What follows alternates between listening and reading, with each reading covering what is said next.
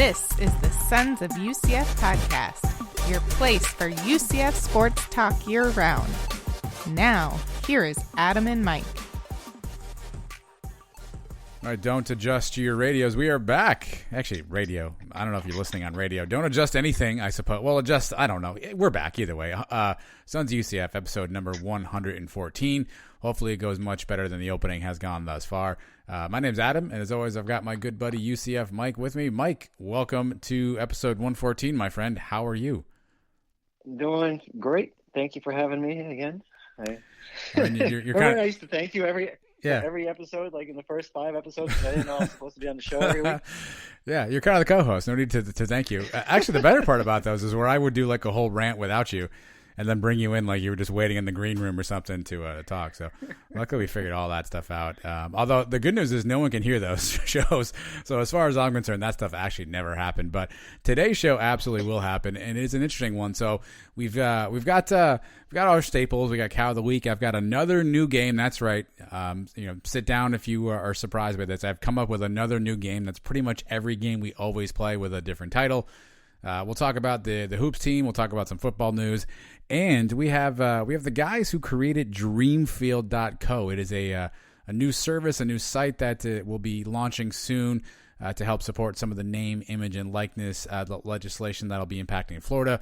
I know it's a topic Mike and I were really curious about, so we're happy to have one of the founders from Dreamfield join us to tell us a little bit more about what the hell all that means and how that could impact schools such as UCF. So. Interesting kind of interview, a different kind of interview, but one I think and hope you guys will all find informative. But let's start with Hoops, Mike. The Hoops team finally got back out in the court. We had told you that the Tulane game would be somewhat in jeopardy, and it was, Mike, but it is still a little bit interesting on how and why that happened.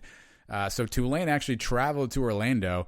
It was scheduled for, a 7 o'clock tip that night or something like that, and literally like 3:30 in the afternoon, word came out that game was postponed. No one really said why. Tulane and conversations afterwards essentially said, hey, we were good. We didn't have any issues. I don't think UCF's come out and said they had any issues. So still unclear why that game got postponed, Mike, but Tulane did not happen. So we had to wait almost a full week to get that Cincinnati game sort of off of our memory banks. I didn't hear that Tulane said they were in the clear because I figured it was all on them. Because UCF we haven't heard anything about our guys. Yeah, their head coach Ron Turner came out and basically said that their guys were clean, that they didn't have he just said that we don't have any COVID issues. We never had any COVID issues. Our guys have testing and they're fine. So he seemed to allude that nothing was wrong on their side. And they came all the way to Orlando, or should we start questioning whether? I know Isaiah Adams did not play this game against the Cows, and they said it was not COVID related. Yeah. Are we to believe them? And is there a reason maybe why we're only playing 7 guys every week, every game? Well, I mean, I didn't want to start the story here with conspiracy theories, but it's possible. I don't know. There's some other thinking along the lines. I mean, if you really want to read between, one, Tulane let their players go home.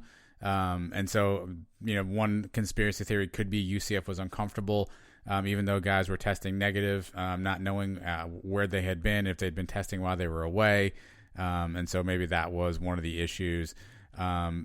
B, maybe it's somebody within not the university, but, the game officials, somebody that, potentially would be a part of the game but isn't on the team. So it's interesting, but yeah, I think there's still some dispute or still some unknownness in terms of what really caused that game to forfeit or cancel or postpone, I guess, whatever you want to call it. So it's still a mystery to all of us. Still a mystery. Do we have a makeup date now for the Tulane game? I don't think I've seen it announced yet. Actually, I was searching to see what that looked like. I don't think I've seen that announced yet. So stay tuned. Well, yeah, that was kind of a killer. So we had to wait a whole week between the Houston game and the Cow game. If that affected our rhythm at all, I don't know. But you want to get into what happened on Saturday now? Well, yeah, what happened on Saturday, Mike, is UCF decided that we would go and play the Cows, and it was a road game. We were up in West Florida, Tampa's hometown team. And like always, Mike, things for UCF basketball start off really well. I mean, we seem to be a team that if we only had to play the first 7 minutes of a game, we'd be good. But unfortunately, they make us play the entire thing. But at least the start for UCF was pretty good. We went on a pretty nice run right out of the gate. Yeah, I've been saying it all year long. We're the best team in the country in the first 5 minutes of the game. Proved it again. Got off to a hot start, and then let the Cows kind of fight their way right back into it. I think what were we up 12 early in that game? Yes. Or something. Yep. And then they tied it kind of pretty much right away. By the time we went to halftime, we only had a 1-point lead, and then in the second half, kind of just let them do whatever they wanted to us, and we couldn't stop them. Yeah, down the stretch, it was certainly interesting how the game unfolded. But let's start back off the top, right? So the news that you mentioned a second ago that broke almost as tip was coming is that Isaiah Adams would not be playing. It was announced, to your point earlier, as illness, non-COVID related. So no Isaiah Adams, and Mike, this caused a little bit of a shorter bench for UCF again. This is another game where we're only playing 7-8 guys. So Perry, Green, Fuller, Mobley, and Mahan got the start, and then C.J. Walker and Jamil Reynolds came in off the bench. So a 7-man rotation.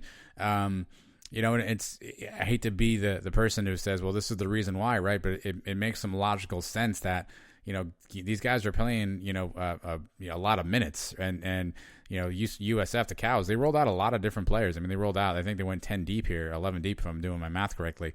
And at some point in time, you just wonder, will our guys run out of gas? And is that why we start, so hot, but to kind of fade and fizzle towards the end of the game?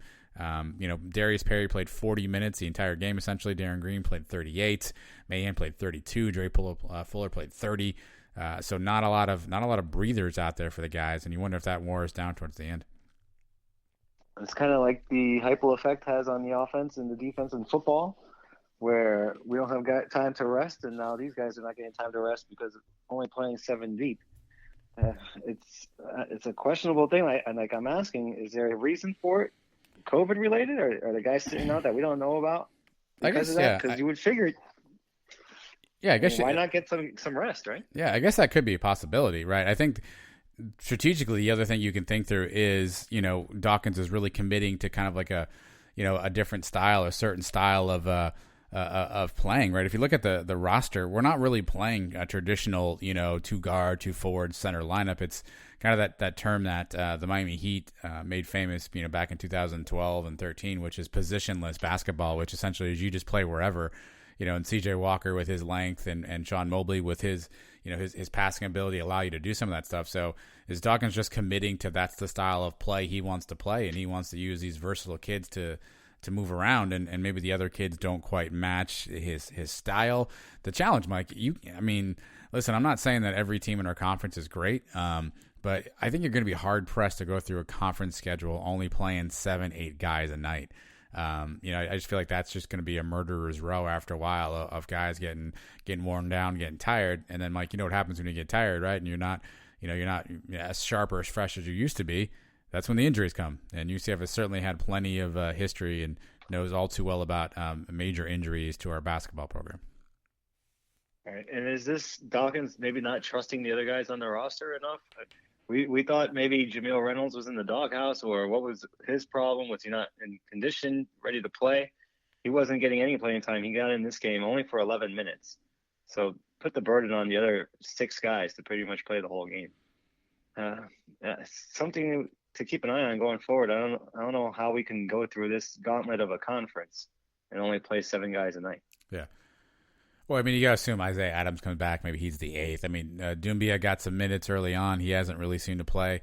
And so, yeah, you just wonder what's going to happen with the rotation. Maybe to your point, there is more behind the scenes. Reynolds, not playing for a couple of games there was interesting. There wasn't a ton of information provided. So maybe there are some greater concerns from a health standpoint, or there's some things we have to do from that perspective. But the other thing that's frustrating, Mike, is while certainly some things didn't go our way, we offensively, a lot of guys had a lot of struggles in the game. Not the least of which was Brandon Mahan. So he's a guy who was coming in.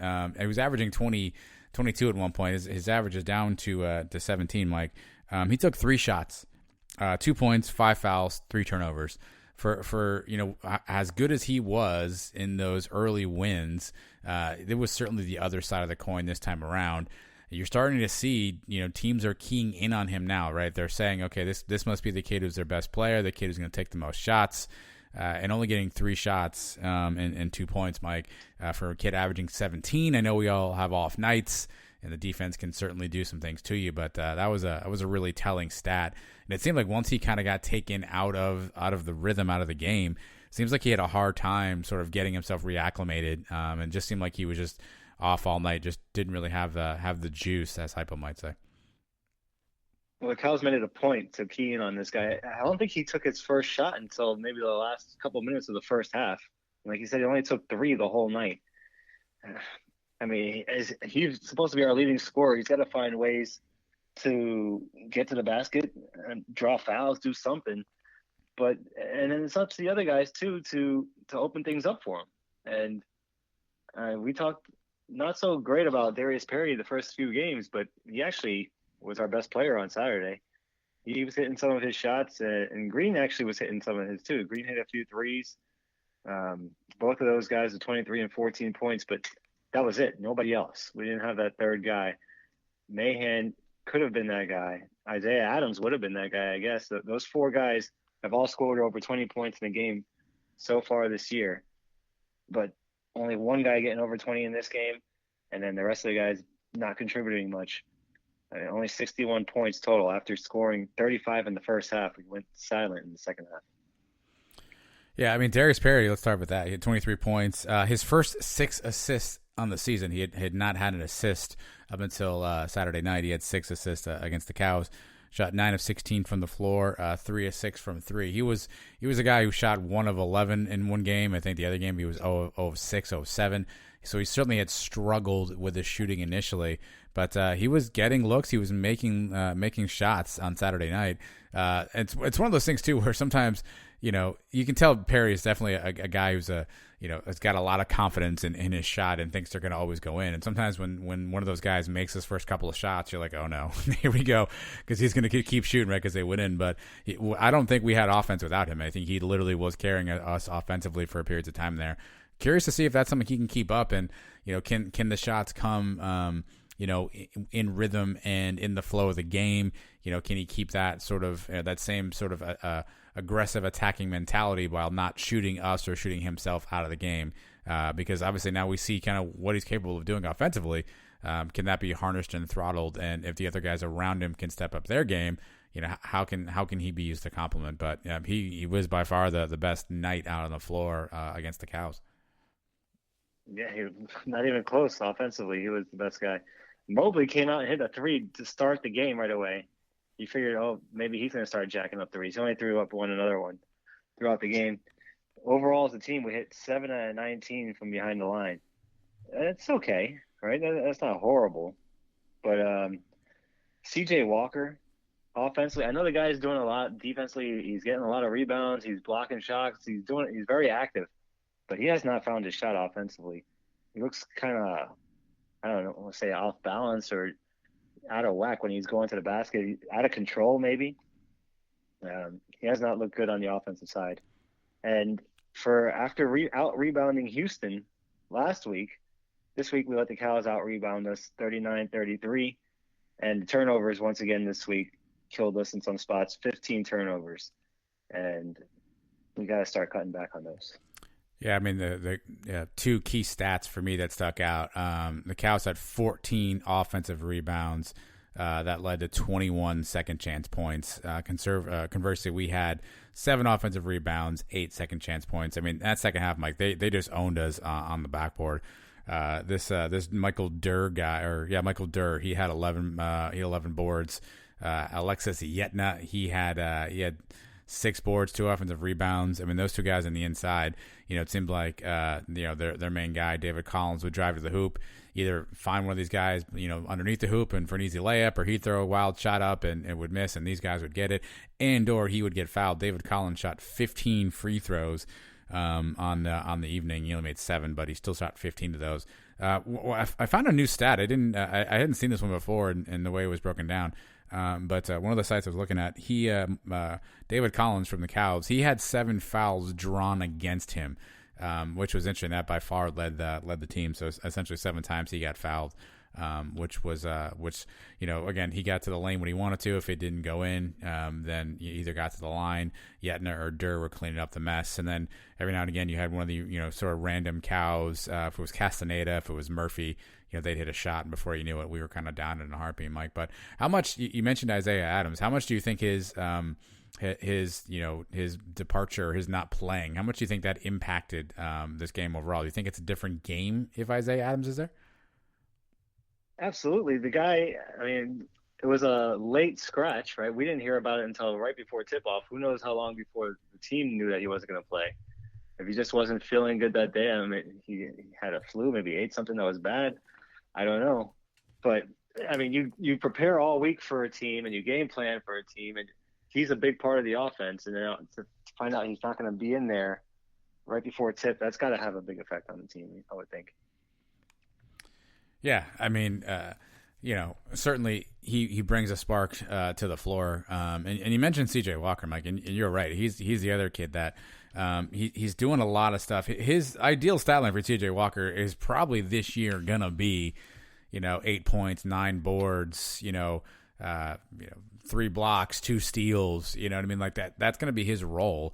And you saw how well it played when everything else around him is clicking, right? When Mahan is clicking, when Perry, potentially can be clicking, if Darren Green Jr. can click, you certainly see the role he can play. But offensively, he doesn't look like he knows, what he wants to do. I don't think he's a 3-point shooter. If he can't get to the hole, then is he settling for bad shots out of control? Is he making pull up jumpers? I think Johnny's got to find a more concerted way to get him touches and places he's comfortable. Just to get his confidence up, or figure out what his shot is, or where his spot on the court is, and see if we can't get him some open looks. It's one of those age old things that you see the ball goes to the hoop a couple times, you get a little bit more rhythm, you get a little, you feel maybe a little bit more, more comfortable out there, and maybe that's just where Walker's at. You saw he had this move on the baseline, like he had like an absolutely just ridiculously quick first step and got to the hole. You'd like to maybe see more things like that if they can figure out ways to clear out the side and let him drive and get some contact. Yeah, I mean, the potential is there. He's a highly touted recruit coming over from Oregon. He was a 5-star, I believe, right? Yeah, I think so. He's a talented kid. Maybe he's just trying to do too much on the offensive side. Maybe the defense just comes more naturally to him. But we have other guys that can score. Mahan's a big-time scorer. Isaiah Adams is a big-time scorer. So basically we were without 2 of them, with Mahan only scoring 2 points. That's a big blow. And we have 4 guys that can put the ball in the hoop. We don't need Walker to be a big scorer. But anything he adds is a bonus. Just a bad night for us overall. The Cows are a good team. Give them credit. Yeah.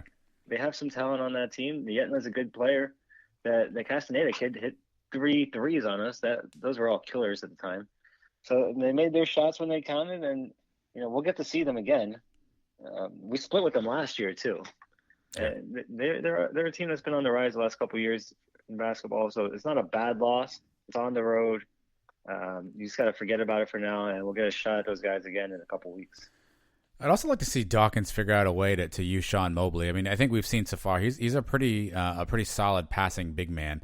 Particularly if he's got the ball high at the elbows or free throw line extended, he can kind of turn and have some guys run off some screens. And you've seen him hit a couple of backdoor passes. You've seen him hit a couple of nice lobs. We've done that a few times, and then it seems like we get away from that action. And whether that's because Mobley can't stand the floor because he's in foul trouble, but you think if we can get that, get Mobley, free throw line extended, and sort of let the kids kind of move and sort of pick and cut off him. Can we spring Darren Green for an open shot? Can we get Walker a backdoor layup? Because Mobley's pretty adept at sort of controlling and handling the ball at the top there. And curious if Dawkins has more plays like that in the playbook, or if there's reasons why we get away from that. But it seemed like it's so far it's been a pretty successful offensive move whenever we're able to get in some set like that. I like Mobley, man. He's been impressive the last couple games. I'd like to see him touch the ball a little more. The guy's a great passer. So where does the team go from here, man? We're 3-3 now. We got so excited to start the season. The Florida State win. We got that first conference win with Cincinnati. Now 2 losses in a row, and the schedule doesn't get a lot easier in the next few games. So we got Memphis tomorrow night. It's a late night, 9 o'clock. How are you feeling about the team now? Yeah, I mean, it's 1-2 in conference, which obviously isn't great. You know, we certainly the better our record, the better our seed is. I think we're a team still very much struggling to find our identity. If you look at what we've seen so far, Mike, one day Brandon Mahan was on fire, 32 points. Then this game is Darius Perry, and Mahan's nowhere to be seen. Mahan's good, Perry's nowhere to be seen. Darren Green Jr. still hasn't had that game yet, right? He's playing well and he's making shots, but he hasn't had that game yet. Isaiah Adams, I think, is just kind of integrating C.J. Walker. We just haven't put it all together. And I think that's the concerning part is, when and what is it going to take for us to put it all together? Memphis is a good team. Like they're always talented. Obviously, Penny Hardaway is their coach. They're a talented squad. It's not going to be an easy game. The reality is we just don't have enough from a depth perspective right now to be able to overcome a really bad, or in some cases, a subpar performance. Right, so if Mahan, if Perry, if Walker, if Adams, if Green, if one of those 4 guys aren't playing well, it's blouses for us, Mike. We just don't seem to be able to overcome that, and so either Dawkins has to find ways to get these guys more looks and more high percentage looks, or how do we get other guys into the game and get these guys some run, because we can't overcome if we don't have all of those guys really clicking at their optimal level. Is this a must-win game tomorrow night? We're 1-2 in the conference. This is a home game. And then after this, we have 3 road games, including a game at Tulsa, which we've never won at. And Tulsa's a good team. They beat Houston last week. And then at Temple and then at Houston. Yeah. Followed by SMU at home. This is a really tough stretch. We have to win, I think, these home games, right? It does remind me of those years. UCF basketball is kind of notorious for ripping off like 4, 5, 6 L's in a row. And sinking our season. It feels like we're on that cliff right now, right? Because you could easily see us losing to Memphis. Tulsa's a damn good team, and Houston's a damn good team. So that's 3 right there. And all we need is someone to trip up against Temple, and before you know it, now it's 4 in a row. 5 if you count the Cows. So I hate to say January 5th. 6 games into the season, 7 games into the season, it's a must-win. But yeah, if we don't get a W on the board, it certainly makes the outlook, the arrow starts pointing down a little bit, which to your point is such a bummer, man, because I think we were all feeling so good after the FSU and Cincinnati games. You see the potential, so let's see where we go. But you might be right. This could be a must win. Maybe that's a poll question we'll put out there. Is this a must win for UCF?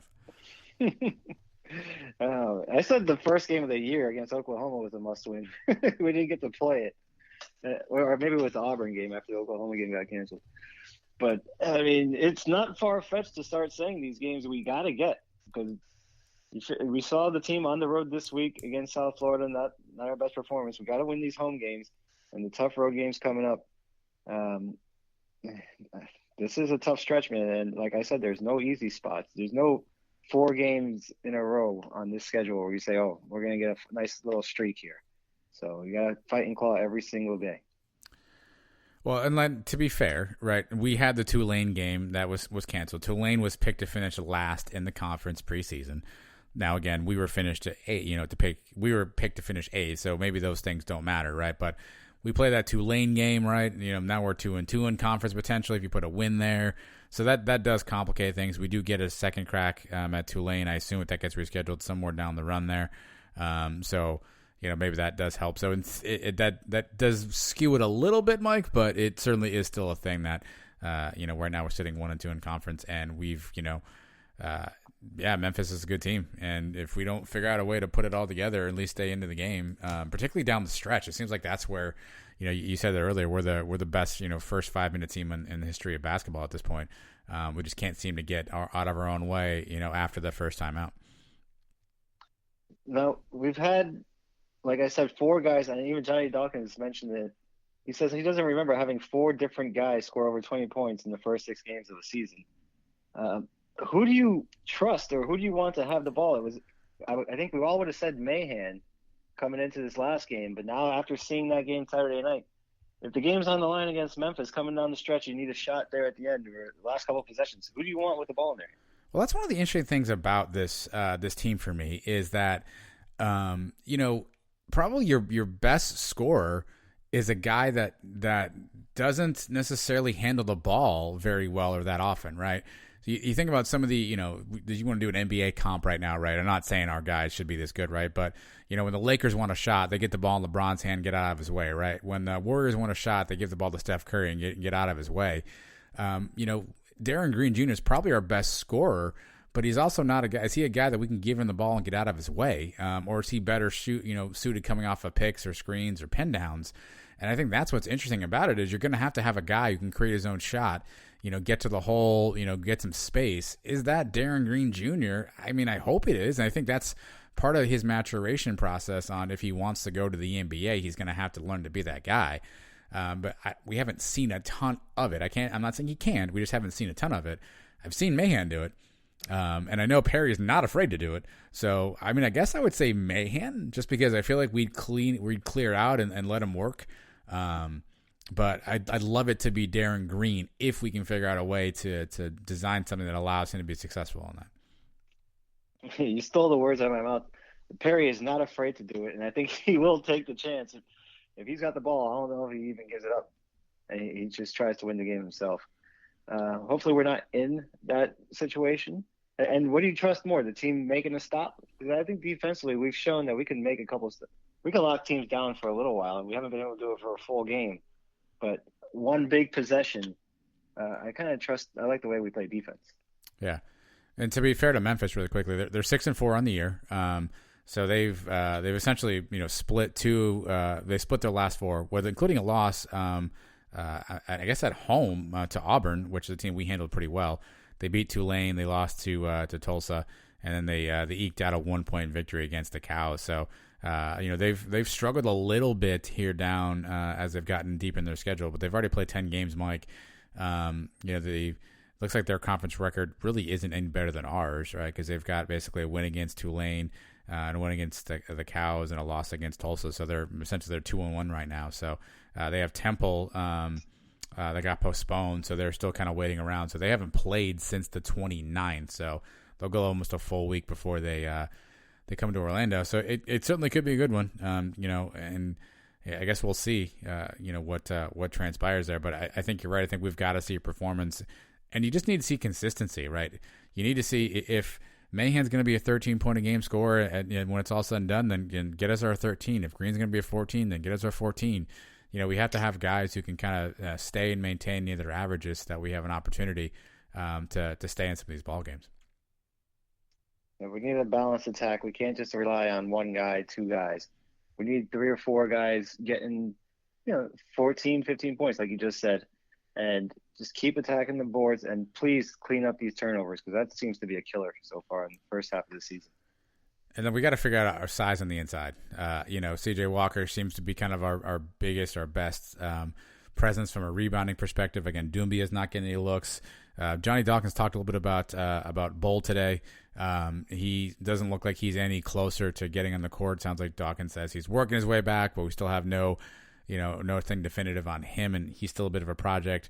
Some of these teams, obviously, height is and could be a concern down the stretch for UCF, as you saw what happened to us against the Cows. Right. And now I'm thinking about it, I don't even know if COVID could be a possibility, because isn't there a rule if somebody's on COVID, the whole team has to shut down for a week or whatever it is?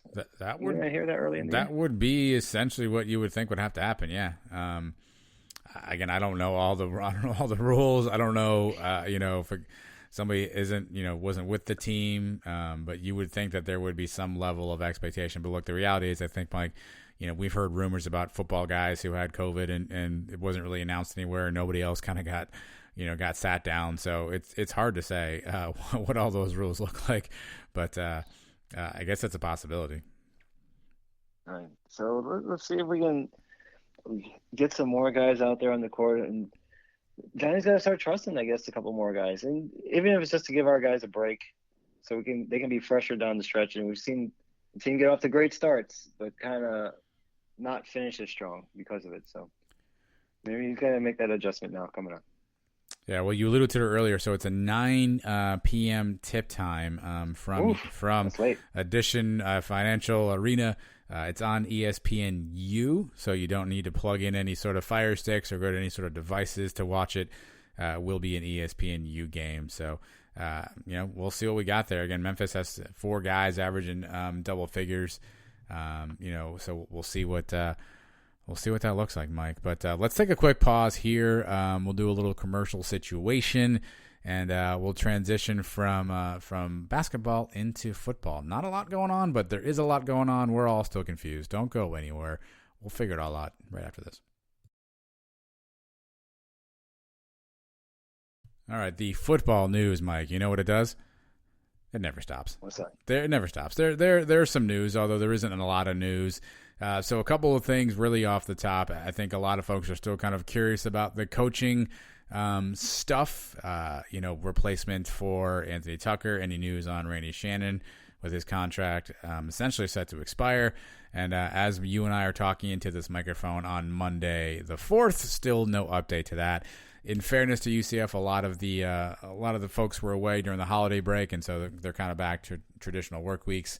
And so some of those conversations hopefully are happening now. You're starting to see the coaching carousel get ramped up a little bit, and some guys making moves. Tom Herman out, Steve Sarkisian to Texas.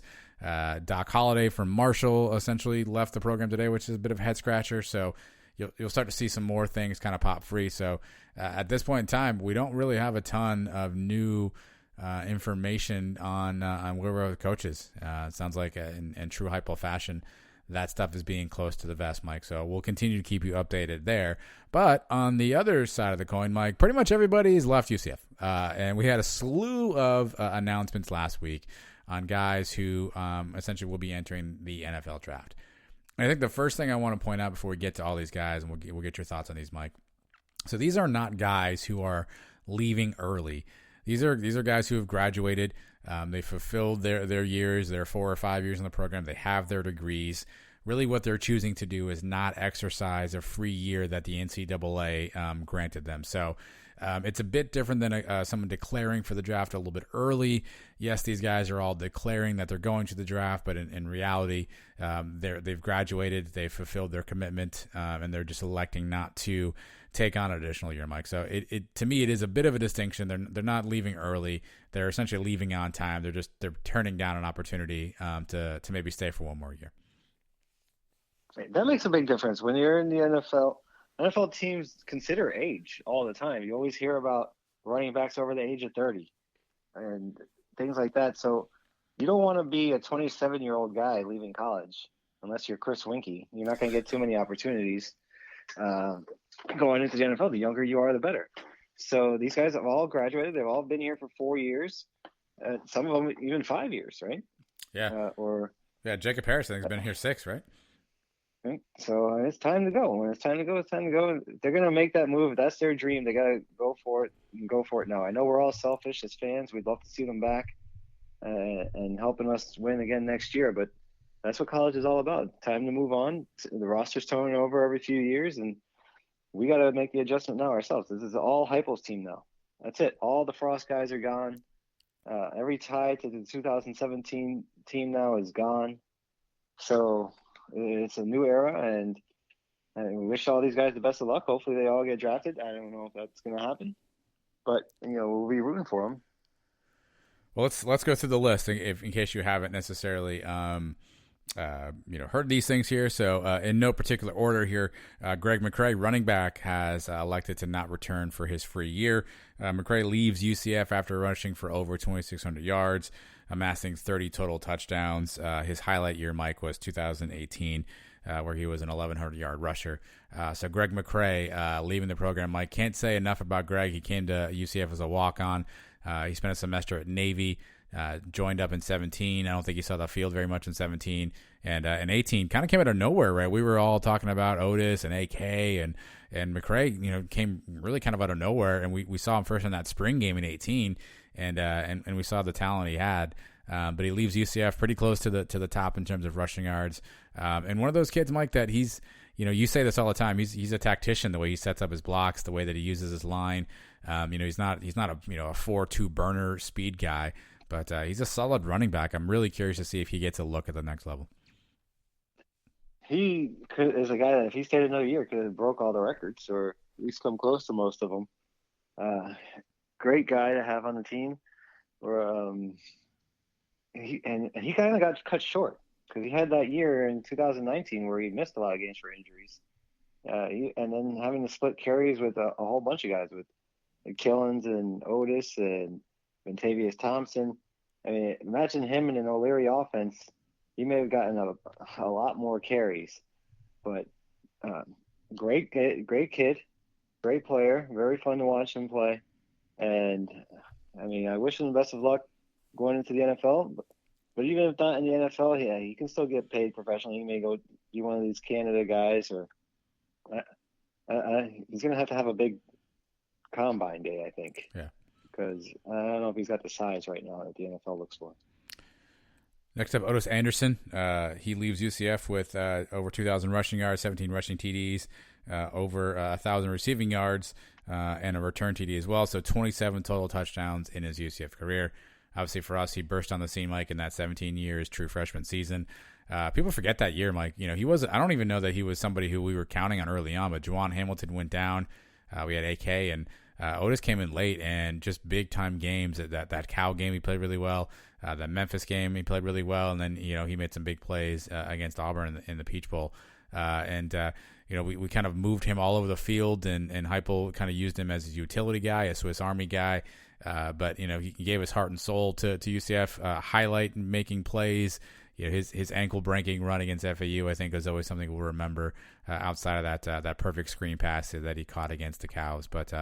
Greg, obviously the first guy in the backfield, and now Otis is the second one to follow suit, Mike. Huge plays, memorable plays out of Otis Anderson in big time games. You mentioned it, championship games, the Cal game on the War on I-4 game, the perfect play against the blitz, the screen pass. How about the touchdown in the Memphis game where he threw up the deuces? Mm-hmm. Yep. Or how about the touchdown in the Memphis game the year before in overtime?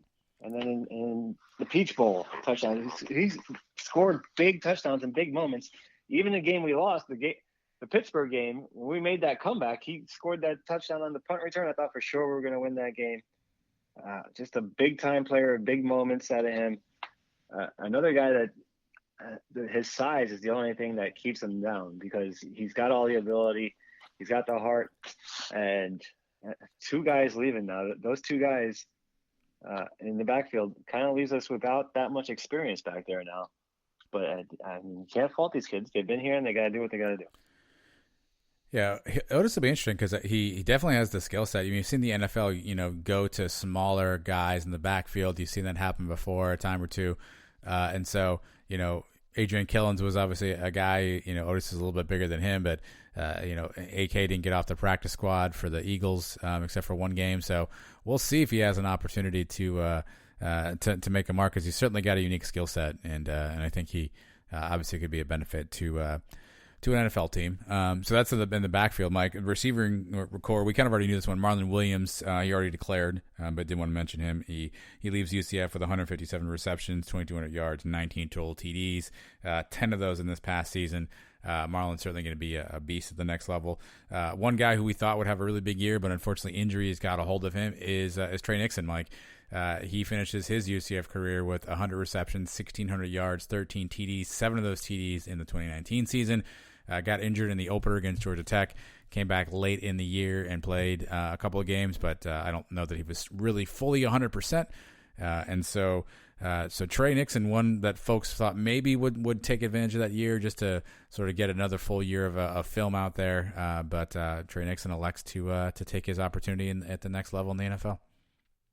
Yeah, of all the guys that if anyone kind of surprised me, it was this one because I thought coming off this year where he really didn't play much, getting hurt in the opener, and he looked like he was primed for a big year, man. I had mentioned before, he looked like he came back this year a little more bulked up, and to have that injury in the very first week and then not come back until the last couple games of the season, I thought maybe he would be the one guy to take advantage of that extra year, come back next year, have a big season, and then go from there.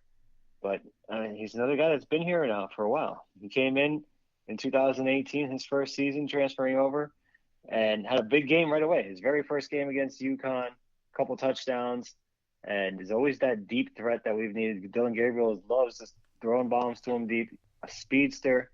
He's somebody that's got some skills, man, and I'd love to see him get his shot.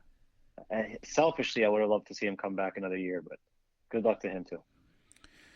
Well, he's not the only receiver. So Marlon and Trey declared, and then later on that same day, Jacob Harris also declared. 49 receptions in his UCF career, 9 total TDs, 8 here in 2020. Obviously, Harris is a behemoth of a human being, Mike. Tall, long, fast, lanky.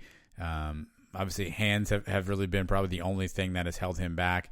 Again, maybe a bit of a surprise, but he's also been a guy that I think he got a medical red shirt one year. I think he transferred into UCF. So I think it's his 6th or 7th year actually in the collegiate program. So you can kind of see from that standpoint why he might say, hey, it's time to kind of move on and go to the real world. But Jacob Harris also elects to head to the NFL draft. That's a guy you've had a lot of fun with. I kind of jumped in sometimes. And it's just frustrating sometimes seeing him because he's got the skill set. He's got the measurables. He's fast. We've heard guys on the team tell us he's the fastest guy on the team, which a lot of people had a hard time believing. He's got the size. He's going to be one of these guys. I think he may make the NFL, man. And if he has a big combine day, that's what these guys go by. If he can just prove to be a little more consistent with his hands, he may be one of these guys like a Matt Prater that goes on to the NFL and has his career where we were all saying, well, he wasn't that great at UCF, but now look at him. And I hope he does. I hope for him he does. He actually might be the most intriguing prospect in this list, right? Because he's got all the size, he's got the measurables. He may be a guy that a team grabs and stashes on the practice squad and, works with him for a year and kind of figures out what they have with him. But, he may be the one that naturally look at all the statistics and you say, okay, well, he's got the, the lowest numbers on the list, quote unquote. But he may really be the guy who has the most interesting upside. So we'll see how that sort of translate to the NFL. He didn't put out one of those fancy announcement graphics, but it's all but said and done that Richie Grant also has decided to not take his final year. He leaves UCF with 189 tackles, 10 INTs, 5 forced fumbles, and he had 6 in that 2018 season. So Richie Grant, Mike, looks like he's moving on as well. Yeah, we all saw this one coming. One of the guys that was going to go to the Senior Bowl. I think we all knew the writing was on the wall early in the year that this was going to be his last year. He was not going to come back. Great career out of him. Another guy with some big-time moments. Everybody remembers that Warren I-4 game against the Cows on that Black Friday.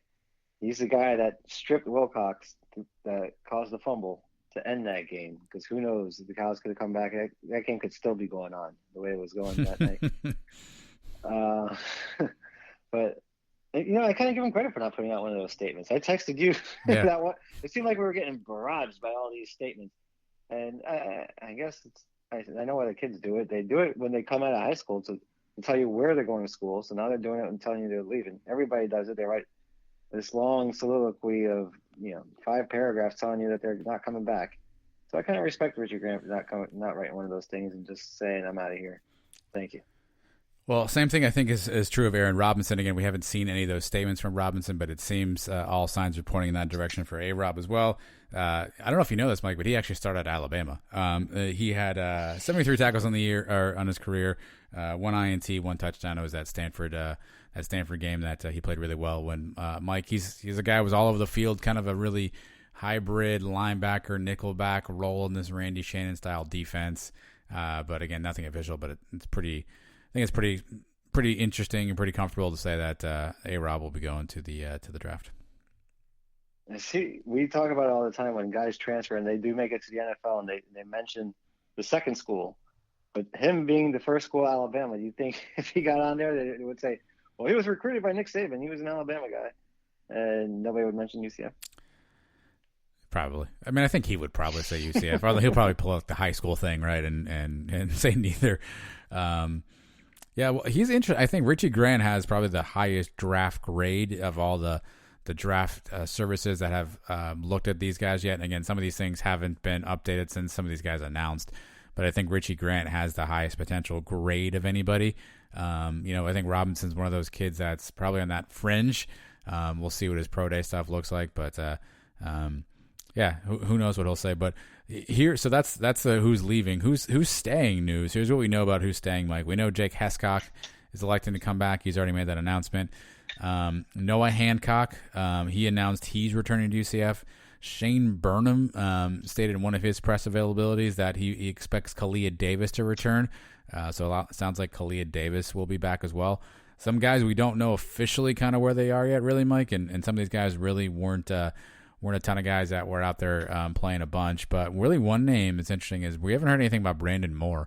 So Brandon Moore technically, is a senior. Obviously, he did not play all of last year. I think he's obviously still rehabbing and getting stronger in the knee. So interesting to see maybe if we get updates or news on what Brandon Moore's next steps are. If he wants to come back to UCF, does he want to transfer? Is he going to stay? Or is he going to go to the portal? So we'll see. We'll see what happens with that. But that's at least the latest player news update, Mike. Out of all those guys, who do you give? I guess if you could give out one, like I'm going to miss this guy the most award. Who's from this list? Who's that guy for you? Oof. You're gonna make me pick one of these guys. Who I'm gonna miss the most, or who the team's gonna miss the most next year? Who you're gonna miss the most? Me. I'll go Greg McCray. I always liked the way McCray played. I like the way he played from the very first time in that spring game, and then that 2018 season. He looked like he was going to be a special one, and he was. And I just like the way he carried himself on the sidelines, and the way he just always seemed to be having fun every time he played. Yeah, I'm the second most ingrained Marlon Williams fan out there. So obviously Marlon was a guy, just the way he plays, his toughness, his physicality out there. He had obviously had a big year. So I'll go Marlon. But you said it earlier. This is kind of it, right? This is the sort of the last of the 2017 team class, if you will. That's kind of leaving. It's kind of the last of that era.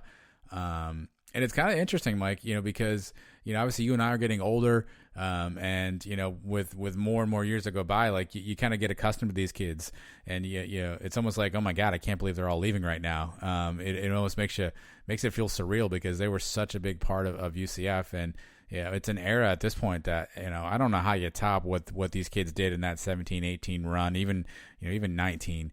But it's kind of bittersweet seeing them all leave. And obviously, to your point, it's the right thing to do. And we by the way, we knew this day was going to come because that's what guys do when they go to college and they stop going to college. But it just seems like when you think about what's going on with Mackenzie and then all these guys, really, it kind of gets a tear in your eye that, that magical time, really has, come to an end.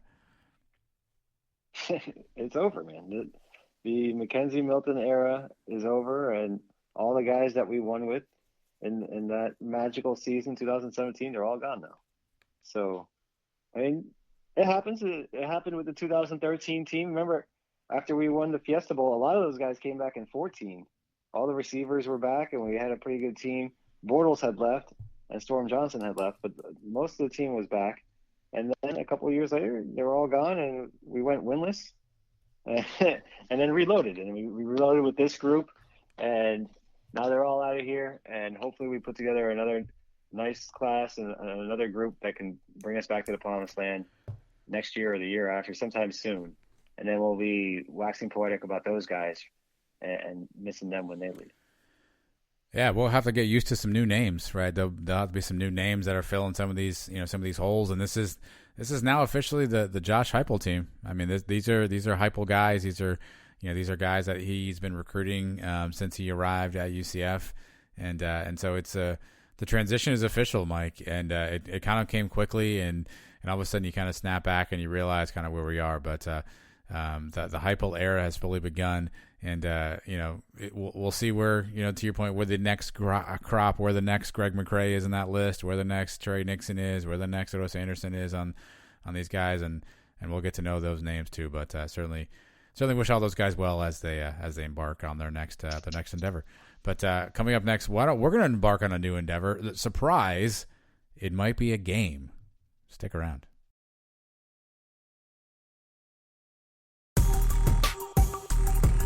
Mike and Adam, sons of UCF. That'll move those chains. That's good enough for another UCF first down.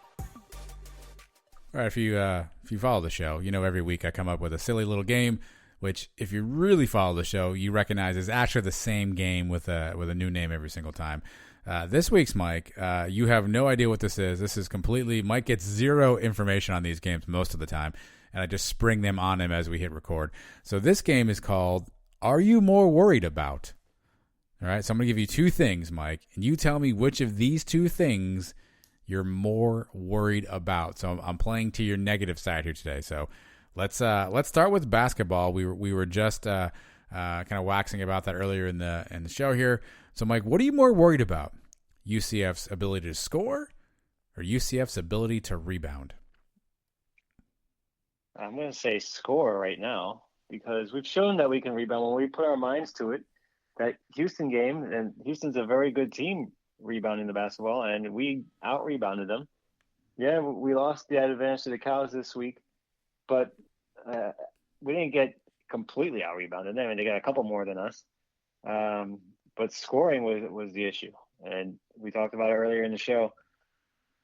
We have four guys that have proven they can score, but can we do it consistently at the same time? Can we have more than two guys do it a night? That's the part that's worrying me right now. We only scored 61 this past week against the Cows. We only scored 54 against Houston. After that Florida State game where we were in the 80s, we've kind of come back down now the last couple of weeks. Yeah, I debated this one. I think scoring is the right answer because obviously, that's how you win the game, by putting points on the board. And if we're going to struggle week over week to try to find guys to put the ball in the hole, that's a challenge. Anybody can rebound. Rebounding is also sometimes a schematic thing. It's about, Dawkins putting guys in the right position and guys just getting in position. It's not always necessarily a height thing. It also could be a hustle thing. But shooting and scoring, I mean, that's, you have to have a little bit of skill for that. So I'm going to agree with you, Mike. I think scoring is where I'm more worried right now. Trust me, I don't want to give up 21 second chance points again, but I think if we can score, then maybe those 21 points don't really matter after all. Well, if we score the ball, we don't actually even have to rebound it, right? There are no rebounds when you make the basket. Well, hopefully they miss. All right, let's stay on basketball for a second. Whose shooting are you more worried about? C.J. Walker or Darius Perry? Oh, man. Well, I talked about how Walker seems like a little out of control, but he kind of recognizes it during the game. So he's not going to put up 20 shots, whereas Perry, I think he's putting up his shots whether they're going in or not.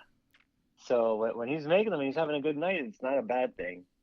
But when he's not, he can go John Starks on you and go 0 for 12. And so I guess I have to go with Perry. Well played, my friend. You picked up on the trick on this one. You would think that the easy answer would be Walker because he isn't scoring as much. But the answer actually might be Perry. And it's more about taking good shots, not just who's a better shooter. And hopefully we'll at some point get Walker in positions to take the shots he's comfortable with. But, Perry obviously could also shoot us out of games, particularly if we're not getting any offense or starting to force shots. So I do believe you are 2 for 2 so far. I think Perry is the right answer on that one. Well played. Are you trying to stump me on these? I'm not. I'm just trying to, correct answers? I mean, they're right and wrong just answers? correct in the ones that I would have picked. All right, so let's go to football for a second, Mike. We just went over the list of folks who are leaving the program who will no longer be with UCF and have moved forward. So which position group are you more worried about, Mike? Running back or receiver? Ooh, receiver. Because running back, we know, we kind of know what we have with Bentavious Thompson, right? We've seen some good flashes out of him. We saw a little flash out of Johnny Richardson, and I really loved Johnny Richardson coming in. The high school tape, I don't really watch a lot of those high school highlight tapes, but I did watch his, and I was very impressed by him. And I saw a little bit earlier in this season. I like Richardson. We got another kid coming in this year. I believe his name is Williams. Yep. Who's supposed to be a bigger back. So I kind of like that, and I think Heupel's system is set up really for the running backs too. So I think we can always find a way to have success on the ground. The receivers, we just lost some big time receivers. Marlon Williams, Trey Nixon, Jacob Harris. That's 3 big targets, and now we're left without a lot of experience. Yeah, we have Jalen Robinson, and yes, we have Amari Johnson and Stretch Cradle and O'Keefe, but not a lot. A lot of what do we have? O'Keefe had the one big play against Memphis, right? Yep. He had a big game. He caught a 2-yard pass and took it 91 yards. So in theory, not that that's easy to do. By the way, I can't do it, but he didn't necessarily break a long one. He had a long touchdown on another game that I'm forgetting off the top of my head as well. But yes, O'Keefe's probably got the most PT outside of Robinson on that list. Yeah, I think the Houston game. Remember he's from Houston. I think it was another game he had a big game. But yeah, I'm a little worried about the receivers because who knows what we're gonna get. Were there rumors about Cradle not coming back, or was he experimenting? And who knows what's going on with the transfer portal? I thought we were looking into some other receivers, and I don't think we signed anybody yet. And we were trying to get some guys signed in for this January class, and it hasn't happened. So out of the two, I'd say receiver has me a little more worried. I think you're 3 for 3 on this one, Mike. I agree. I think the receiving core is certainly a bit challenging. On the running back room, don't forget we also have R.J. Harvey, who came in from Virginia. We have Damaris Good. And so, to your point, we have, I think, a stable of guys in the running back position. But receivers, you saw outside of Marlon, we struggle with the receiving core, making, catches over the middle, making catches in general. You saw the BYU game without Marlon. We had a couple of balls off guys' hands. And so, yeah, the transfer portal may be our friend. There was Andrew Parchment. He looks like he's going to go to FSU. He's a Kansas transfer. Some guy's first name I can't pronounce. His last name is Brown. He's from Georgia Tech. I think he decided to go to South Carolina. I think there's 3 receivers from Arizona. One of them has Florida ties. Actually went to Cardinal Gibbons. He's out there in the portal. An Oklahoma kid, last name of Rambo, just declared today. Does Heupel, pull his Oklahoma roots? Does Jalen Robinson pull some connections there?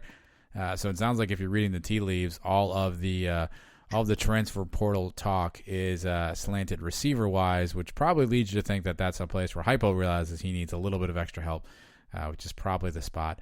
He needs a little bit extra help. Also, don't forget Jared Baker, Mike. He was a pretty high profile kid. Knee injury, didn't play a ton. He was a pretty special player as well. So we'll see if maybe he gets on the field. But I think receiver is probably the right answer on this one too. Kavon Ahmad is another name we've been hearing now for a couple of years. Yep. I haven't really seen anything out of him yet. All right, so we just discovered that running back or receiver, we're going to have to do some reloading. We saw the defense, Mike, this year, and we had to reload a few different times for a few different reasons. So are you more worried about our offense next year or our defense? It's got to be the defense still. The offense still, with everybody that leaves, and we're still putting up points, right? The Heupel system has proven that it can put up points, whether you want to say it's against weak teams and not. I don't know. I guess there is some validity to that, but the defense has a lot to prove overall. I mean, the last time we saw the defense, BYU was running wide open on every single play, and it was ugly before that with the Cal game, and the cracks started showing. Once all those guys got kicked off the team, the defense had a couple pretty decent games against Houston, and I forget who the other one was. But then after that, they kind of got exploited a little bit. So I'm not comfortable with any parts of the defense. I mean, what's the strongest part of our defense? Is it the defensive line? Is it the secondary? Is it the linebackers? I couldn't tell you. I guess maybe going into next year, the defensive line, if you say Kalia Davis is back, and hopefully now Trayvon Morris-Brash breaks out and Scar now comes into his own, maybe those guys can really develop. But I don't have much confidence in defense at all. You're on fire. I think defense is right. I think you're right. The D line is probably the area that at least we have the most experience. You add Cam Good to that list. I think I said Hancock's coming back. They'll throw him in the mix. We saw a couple of the young guys also get some run this past season. So, maybe those guys help. Keenan Hester, Dallas Corbett. The secondary, yeah, everyone's like, hey, you know what? Our secondary is young, but they had a chance to play. I mean, we also did not play very well against BYU. So while we got a lot of run, do we still have the talent that we need back there? There's a lot of people to replace. Derek Gain has played really well, I think, down the stretch, but cornerback wise, we get Devontae Dawson back. He opted out. Thornton Hodges, are they going to continue their ascent? So I think you're right. I think the defense, the linebackers, I mean, we've got Joyce, who's an incoming freshman, who's supposed to be pretty talented. We didn't see a lot of Quade Mosier. Obviously, we saw, I think we're excited about Bethune. Gilliard was hurt a bunch last year, so the defense still has a lot of question marks, not to mention of which who will be coordinating it. So I think that certainly sounds to me like the right answer is the defense. Yeah, that's the other big thing you just hit on. Who is the defensive coordinator? I guess it's not Will Muschamp, because you sent me a picture earlier today. Will Muschamp was our defensive coordinator. Yeah, some guy on Twitter made a little graphic and tagged a bunch of people, and it just didn't have any context. And like you had said right away, like, is anyone else reporting this? Because if it's not coming from the guys that we know, the Brendan Helwigs, the Brian Murphys, those type guys, then that probably gives us our answer. But still no word on if we have any change at all in the D coordinator position. But I feel like it's not actually Will Muschamp. No, I don't think so. All right, coming up after this segment, we're going to talk to Louis Pardio. He's a UCF alum and somebody who's got a new creative business in the name, image, likeness space, Mike. So we learned all about that. So here's my question for you. Are you more worried about name, image, and likeness stuff? Or are you more worried about open transfers, so the ability to just transfer freely without any penalty? What are you more worried about? I'm going to go with the unknown, the name, image, and likeness stuff. I don't know what these college kids are going to be doing. I mean, some of them have a good career ahead of them, but some of them may just be in it for trying to make some money now. And maybe they get too big in their own heads and start putting themselves before the team. That has me a little concerned. I'm not saying there's anything wrong with making money for themselves, because it's better than the school making money off them, and they're not able to. I understand the whole process, but I can see how it can get in the way of the team sometimes. Whereas the transfer portal, I think we benefit from it just as much as we get hurt from it sometimes. I know the big one obviously was McKenzie this year, but we've picked up some big-time players in the transfer portal, and I think coming back to Florida is helpful, because you see a lot of guys that sign with teams like Nebraska, these other out-of-state schools, and they wind up wanting to come back to Florida, and we're a good landing spot for them. So I'm going to go with the unknown. The name, image, and likeness thing kind of has me a little concerned until I get to figure it out, I guess. Until I see it in action for a couple of years, maybe I'll get used to it. I think that's the right answer too, but I'm not sure. The open transfer thing, where essentially is you get a chance to just I think it's only a one-time deal, by the way, if they have the NCAA's rule correct these days. But basically, you get a one-time freebie, if you will. And to your point, yeah, we have certainly benefited from the transfer portal and from the ability to take in transfers. But we haven't yet experienced it the other way around. And what I just don't know about is how we would feel if tomorrow, Dylan Gabriel was like, oh, by the way, I'm going to USC. You know what I mean? Would we then go, oh, it's the worst rule ever, we hate it, like, what are we doing with this stupid transfer thing? So that's where I hold out a little bit, is because we've been the beneficiary, but it could easily come back to hurt us one day, right? Where you see this from time to time. I think I just saw this today, Mike. The Appalachian State quarterback is going to Louisville. I don't know what the situation is. I'm not sure what year he was, but will that start to become a thing? Casey kind of sort of did the same thing, right? Went from a quote unquote group of 5 school to a Power 5 school. So I think you're right, because you don't know anything about the NIL stuff yet. But that one-time transfer thing, I think until it bites us, then I think that's where things could get interesting. Well, I don't like the transfer thing. I don't like that you can just pick up and leave after you committed to school for 4 years. But at the same time, coaches, they leave all the time, no matter what. It doesn't matter if they have a contract with the school or whatever. They can just pick up and go whenever they want. So it's only fair that the players should be able to do it too. But I mean, it is what it is, man. College sports is a lot different than it was when we were in college, and it's going to keep getting different as time goes on. Is it becoming more like the pros once that happens, are they going to lose fans because of it? I don't know. I think some of us are just so hooked into UCF and if you're whatever school you went to, that they can make any rule and we'd still watch it. Right? We'd still be hooked on them. Yeah, so. You're probably right, but it's yeah, and we'll see what comes out of the NIL stuff. We'll see how how big a deal this turns out to be. I think. Obviously I don't want to ruin everything that Lewis says to us, but there are probably going to be some players who can, get solid deals and good deals. And there'll probably be some other guys who are, doing $25 autograph sessions, right? Like it'll be interesting to see how that all shakes out. All right, we got time for one more. Who are you more worried about leaving UCF? Josh Heupel or Johnny Dawkins? Ooh.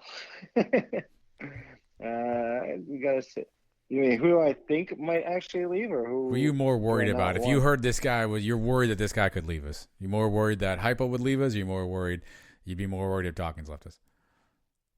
Yeah, I'd be more worried if Dawkins left us. I like what Johnny's building over here. I think this is a place where he can leave his mark now and be here for a long time. He's been successful in big time programs like Stanford before. Remember, what is the stat now? We've won 8 games against top 25 teams, and 5 of them are under Dawkins in this last couple of years now. I like where he's doing with the program. I like the stability that he's brought to the program, and got us that first tournament win. And I think we can become that basketball school that we all want to see. So I like Johnny. The Heupel, I mean. Am I scared he's going to leave? I don't know. I think it's one of those things where you miss him when he's gone, I guess. Because if he leaves, and it's who takes over after him, then that's the unknown. We can get better than him. It could, but it could get a lot worse too. So I'll stick with Johnny. I think you may be right here as well. And that's kind of the way I phrased the question, is if tomorrow I sent you a text message and said, hey, did you hear the news that blank coach just is leaving? Would you be more concerned if I told you that Heupel picked up and left, or that Dawkins picked up and left?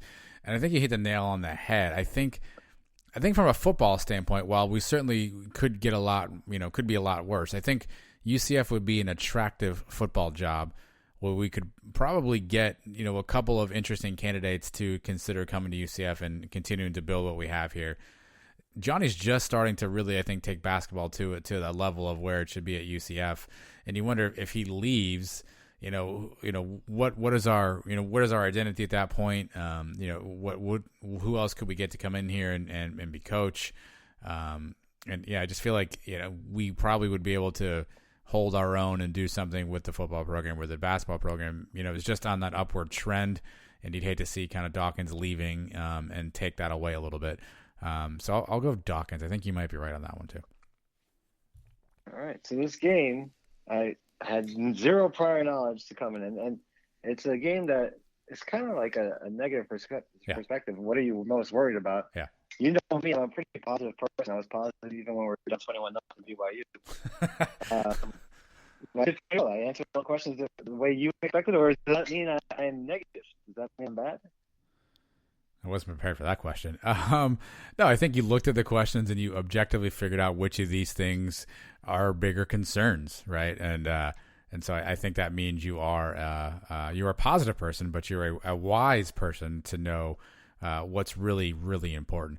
Also, you mentioned you were a positive person about the BYU game. I think you spelled drunk wrong on that one, but we'll talk about all that later. So coming up next, though, we're going to bring in a guy who's doing something unique in the new NIL space, and he'll educate us all on what that all means and what that is.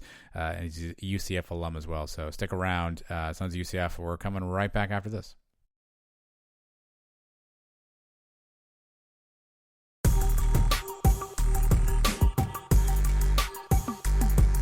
The Suns have a new interview. Listen up. All right, a different kind of conversation for everybody tonight. If you've been following college sports, if you kind of keep your ear to the ground, one of the things that's changing, particularly in the state of Florida coming up here in the next calendar year, is the name, image, and likeness rule. And It's a really confusing thing, but the short version of it essentially is that players may now be able to profit off of their own name, image, and likeness, which obviously could have a ton of ramifications. And so it's a really confusing topic. Mike and I have touched on it a few different times throughout the year, and every time we talk about it, we recognize one thing: we have no idea what the heck it means. Well, we reached out. We found a good company that's just kind of getting off the ground, started by a couple of UCF alums, and we're happy to have one of those gentlemen on the phone was here this evening to talk a little bit more about what the heck NLI and NIL and all that other stuff means, and then give us some insight on his new company. His name is Louis Pardio. He's a UCF alum, and he's the founder of Dreamfield.co. That's where you can find more information on their website, and the company is called Dreamfield. And Louis is with us tonight on the show. Louis, first off, thanks for taking some time and hopefully explaining to us something that is confusing to a lot of people. Hey, I'm happy to be here. Thanks, Adam. Thank you, Mike. Hopefully I could shed some light on the topic. Well, I'll start off with the easiest and the hardest question. Name, image, and likeness. What's the background with that? What does all that mean? And talk to us a little bit about what it's going to mean specifically for the state of Florida coming up in 2021. Yeah, no, absolutely. So name, image, and likeness, you're going to often hear it referred to as NIL.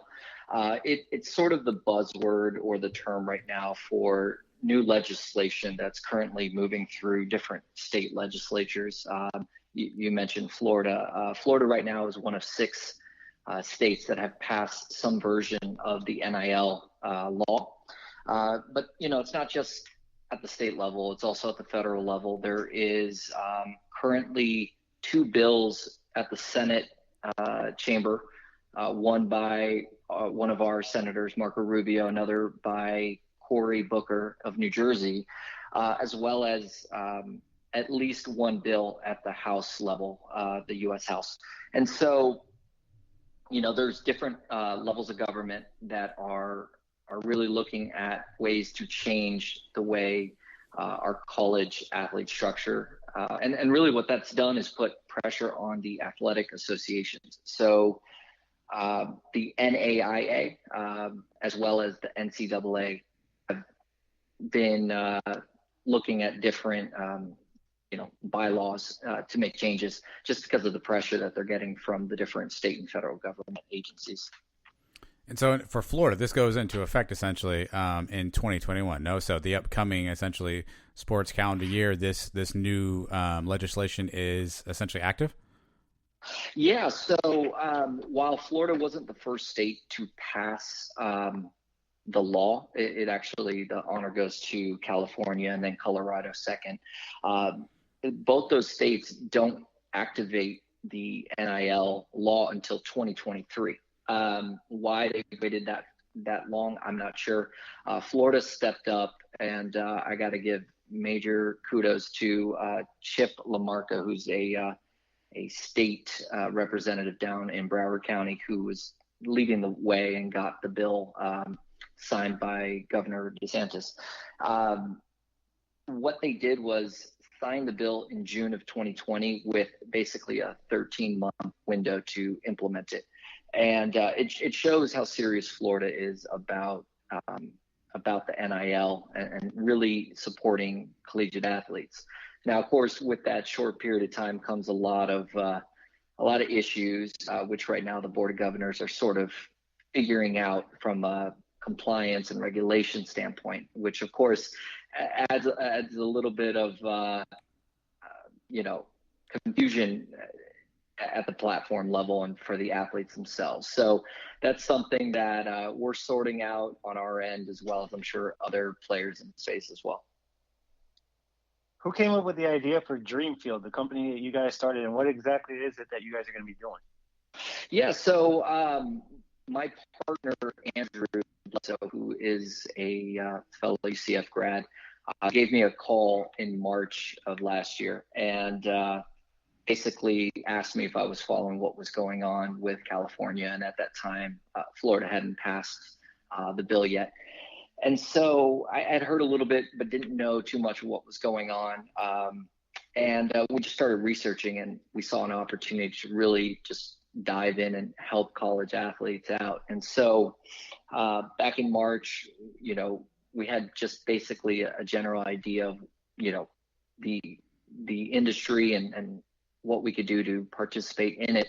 And after months and months of discussion, we really realized that there was a great opportunity to participate, create a platform so that we could connect college athletes with businesses, organizations, and individuals themselves in a way of allowing booking opportunities to occur. And so one thing I do want to make sure that I'm clear on is that we are not participating in any way as an agency. We don't look to represent athletes or even support businesses, as far as advocating on their behalf.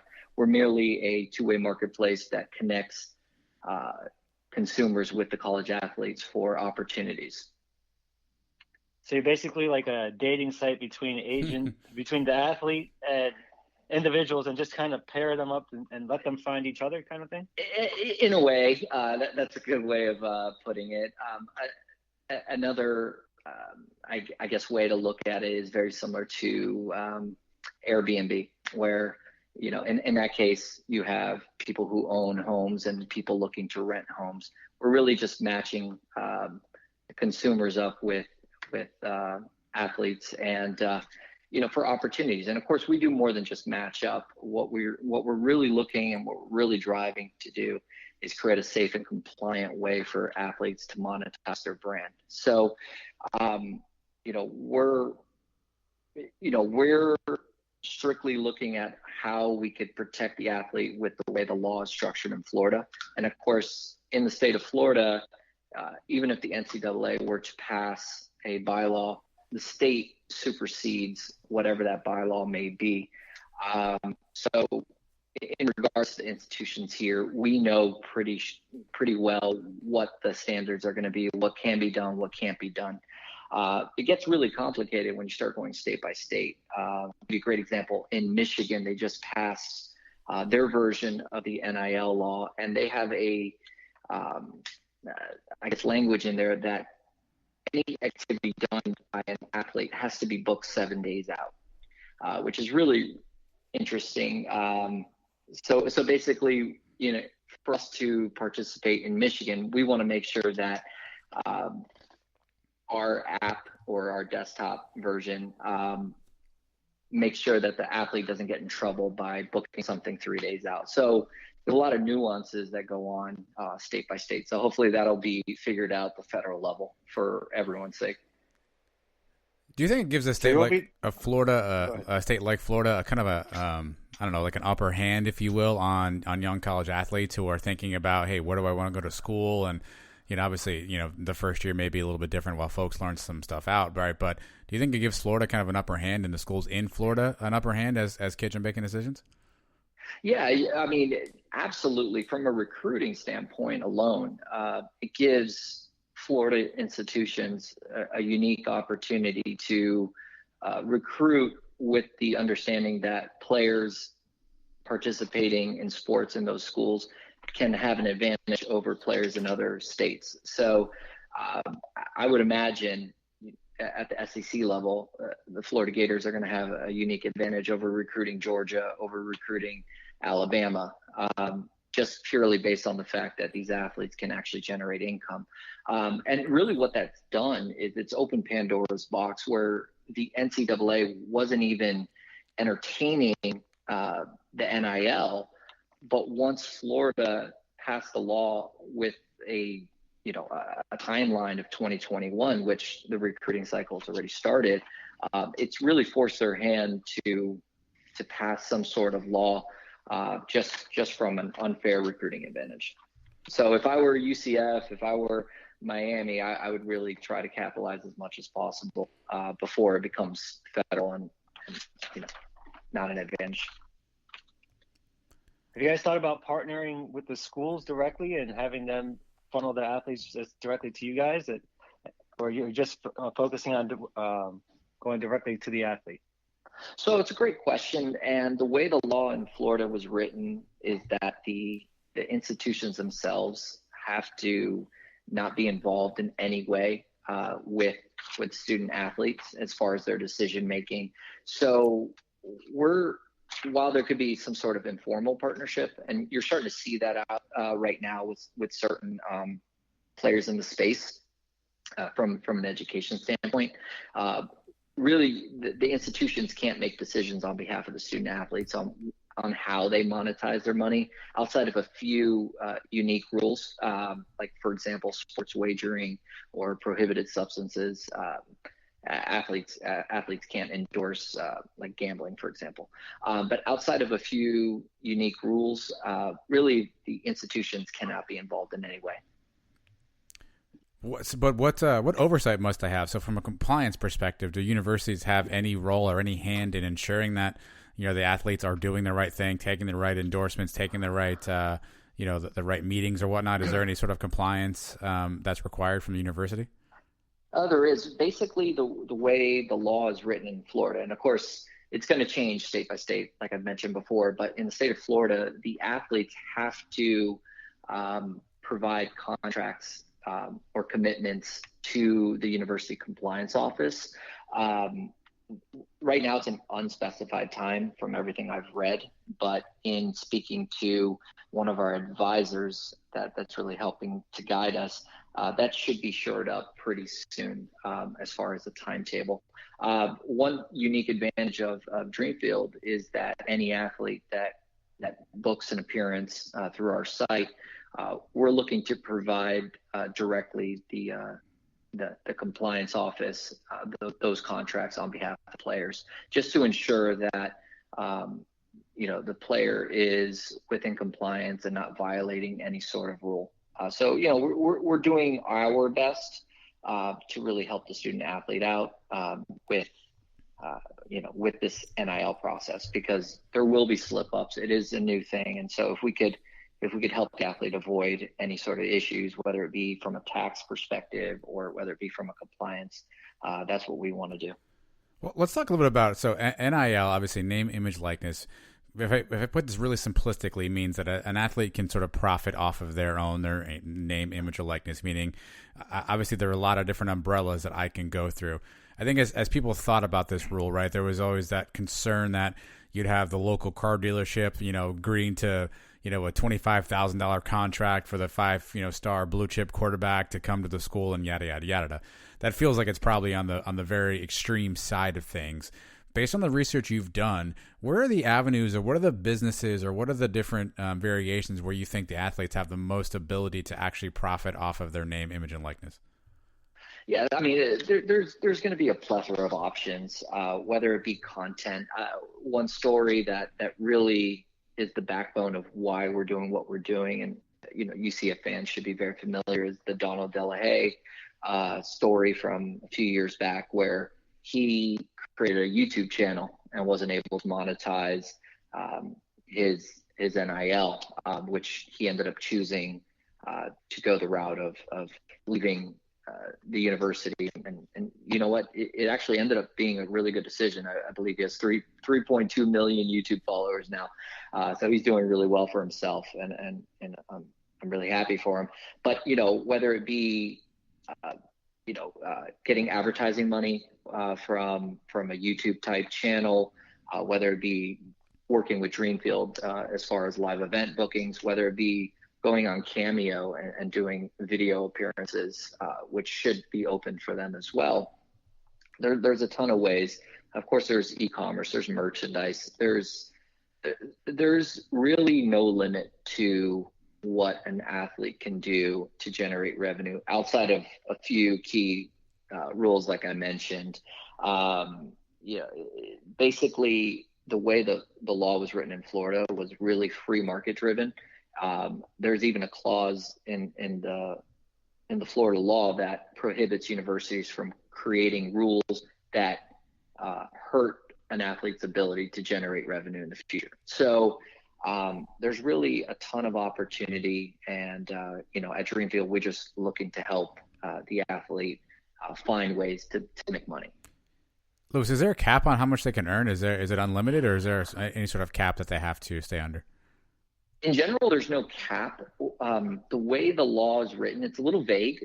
It talks about market rate, which early on, there is no data to support what a market rate is for a particular athlete. So that's going to probably be established over time, just based on data analytics. But really outside of ensuring that, for example, take a UCF running back that's averaging $500 an hour doing appearances. If someone comes up and offers $10,000, that'll be a little bit outside of that standard deviation, and that'll probably be flagged by a compliance officer. But outside of that, right now there's no cap. So I know you guys want to do good for the athletes and you're trying to help them out, but there's got to be something in it for you. How do you guys get paid? Do you charge the athlete for joining the group? Do you charge the businesses for finding them the athlete, or do you just get a percentage when they make a deal together? Yeah, so it's a great question, and right now we're still refining the financial model, but it's absolutely no cost to sign up as an athlete or as a business, individual or fan, or excuse me, individual or organization. Where we would generate revenue is a transaction fee, towards the business as an over-the-top fee, and we're looking at the athlete level, if we're willing to charge a percentage of that. If we end up going that route, it'll be nominal. It won't be a large percentage, but right now we're really playing with the transactional fee on the consumer side. But there is no contract that the athlete has to get into. So if they sign up with you guys, are they still allowed to make their own deals on their own somewhere else? Oh, absolutely. So in regards to an athlete on our platform, there's no obligation. They join our platform. They're able to participate in transactions, and any contracts that are generated are between the consumer and the athlete. We're not part of the contract, but we facilitate it. Gotcha. So obviously you talked about the benefits to the athletes. So to the cynic out there, why is NIL a bad thing? What's the negative to it to the cynic fan out there? To the cynic fan, I mean, it's professionalizing the industry. I mean, you hear a lot about people saying why they choose college sports over professional, about the pureness of the game. But, in reality, these athletes are human beings, and they deserve to profit off of the product that they're creating.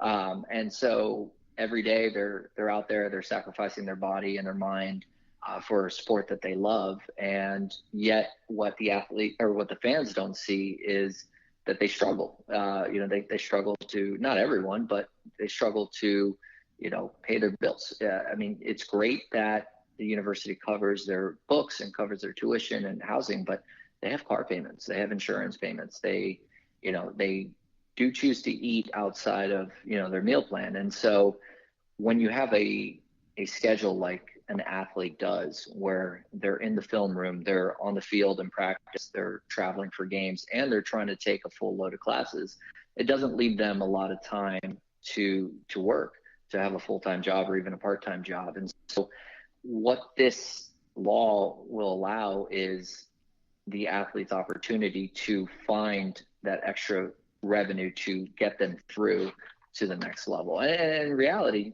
most of these athletes don't make it to the professional level. So this would be their only opportunity to make money off of a game that they've sacrificed so much for.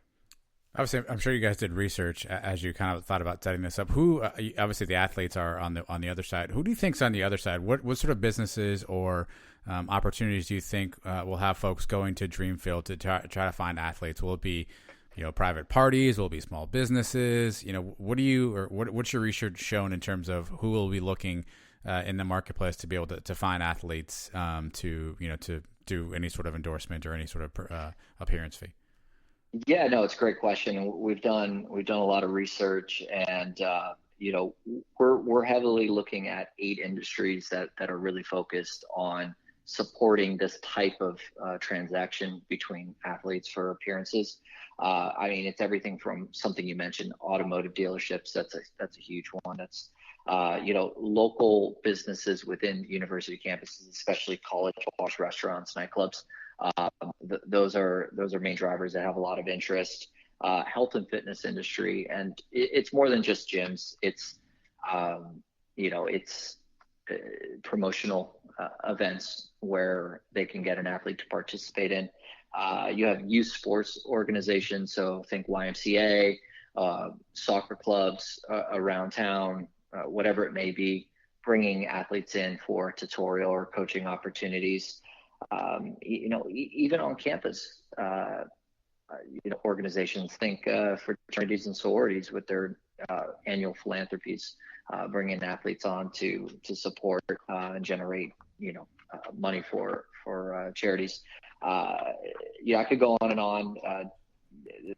There's really a ton of opportunities, and there's a lot of businesses that have reached out just from the little we've done out there to market that have shown interest in participating in this. So we're not worried about the business opportunities or the companies out there that want to participate. We think that there's going to be a lot of interest because businesses understand that the college football, the college baseball, the college basketball fans, are exactly that. They're fanatics, and they're going to come out and they're going to support. They're going to come out to promotional events just to meet their favorite player, and so it's going to drive traffic for their businesses. So, yeah.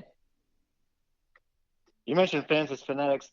Some of them are crazy. So you're kind of doing the athlete a favor where they have to go through you, and the athlete is not so exposed by maybe giving out their phone number directly to these people, and who knows what else they're dealing with on the side, right? Oh, absolutely. Well, touch on something I said earlier as far as safety and compliance being absolutely paramount to what we do. We go through a two-step verification process for all the athletes so that businesses understand that they are talking to who they say they are.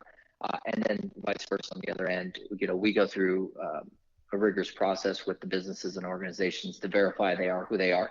I'm not going to go through all the details. They're pretty boring, but we really want to make sure that businesses or individuals who represent themselves for these opportunities are who they say they are, and are validated on our end so that the players can safely know that they're transacting. And then, of course, like you mentioned, one of our platform terms of service will be not sharing personal information like cell phone numbers. So we actually are going to have in-house support group that really will work with the businesses as well as the student athletes to make sure that the events happen properly. So we act as middlemen. But you cannot provide actual security. Like, what's to say a group of crazy UCF fans from posing as Cal fans and hiring the Cal quarterback for a barbecue or something and throwing down a bunch of money at having this guy come over and I don't know, feed him some bad chicken or something. There's no way you can't you can't provide security for these guys on every gig they go to, right? That's kind of on their own. So we do have rules in place for where these events can take place. So the event has to take place either at a business which has the proper insurances in place and can indemnify the athletes, or if an individual, which we've gone back and forth on what the proper way to allow individuals to book, it have to be a third-party event venue. So think if you're doing an event at a hotel ballroom for a 40th birthday, whatever it may be, that hotel would have to indemnify the athlete. We would have to have a copy of the contract. So we're not, our platform is not going to allow, your 12-year-old's birthday party where you can book Dylan Gabriel to show up to a backyard party, because that would be an unsafe situation. So we're going to do the best we can to keep it safe. Obviously, we're not providing physical security, but we do our best to make sure that the venue is an actual secure venue with insurance and protection, everything like that. How many people are working? How many people were starting? It's just you and your buddy? You guys got a full team going? So we have three co-founders. We have our CTO, who is a Kansas grad, so he's not a UCF or a Florida guy, but excellent CTO. And then of course Andrew Bledsoe, myself, as co-founders. We have our director of partnerships, who's going to be driving our sales, gentleman by the name of Neil Carter. And then we actually have our director of finance. His name is Michael Ball. He's actually a UCF grad as well. He's not a co-founder, but he's a critical part of our team. And we've scoped out our workforce plan. Obviously, as we continue to raise our capital, and when the time is right, we'll start making some additional hires to our team. As far as when we're launching, the first available date is July 1st, 2021. That's the day we plan to go live. So the first day it's available, and we'll be staffed up by then. Yeah, I'm interested in some of the nuances, right? So, for example, are you allowed to wear UCF or university gear when you're on one of these gigs? So, great question. The state of Florida's law doesn't specify that they cannot, but the NCAA rule that's going to be voted on this month, they haven't announced the date, but they're voting on it this month, does prohibit use of they call it university marks for any sort of event or promotion. So if that passes, basically the way it looks right now is it would go live in August. Every state outside of Florida would not be allowed, their athletes would not be allowed to wear university logos, but athletes in the state of Florida would. What about vice versa? What if, Dylan Gabriel wants to start his own T-shirt line, which I think is something that's out there on social media, right? Can he put UCF quarterback on there? Can he use UCF's branding on his own merchandise? I don't believe so. I'm probably not the best person to ask that question. I think it becomes a licensing issue with the university themselves, but I'm probably not the best person to answer that one. I'm not sure. Is there any, and do coaches or does AD have to sign off on anything? So again, what's, I'll just use Dylan Gabriel because I just said his name, right? Let's say UCF's playing a night game at 7 p.m. and there's a 9:30 a.m. photo shoot down at Bill Smith Dodge Toyota Ram Chrysler Jeep. Does Dylan have to run that past somebody? It's his free time. He can kind of go as is. Are there any sort of stipulations or rules that kind of govern some of this stuff from a team standpoint? Yeah, basically the way it's written is that the university cannot hinder into the athlete's ability to generate income from their NIL. Now, obviously, if they're attending an event out during practice or a game or something that's mandatory, they could probably be suspended for violating or not showing up for activities. But if it's their free time, they can't be stopped by the university or coaches or anything like that. That would violate state law. And then last one, if Dylan Gabriel does start his own T-shirt business, can he wear his Dylan Gabriel officially licensed T-shirt to UCF press conferences afterwards, to UCF events? Can he sort of wear that on campus or at UCF sanctioned events? That would probably be determined based on university rules that dictate like a dress code for certain media appearances. I'm not sure. As far as NIL, it doesn't, but as far as team rules, they may have a set structure that they have to wear the team logo. But once again, I'm probably not the best person on merchandising to answer it. As far, just all I could say is I don't see anything in the law that prohibits it, but there could be team policy that does. Well, that's interesting. And yeah, I appreciate your answer on that. That's interesting though, in that while certainly there are some things that you can do just based on the law, schools potentially still have the ability to have some level of limitation, which could be interesting to figure out, how certain schools handle that kind of stuff, right?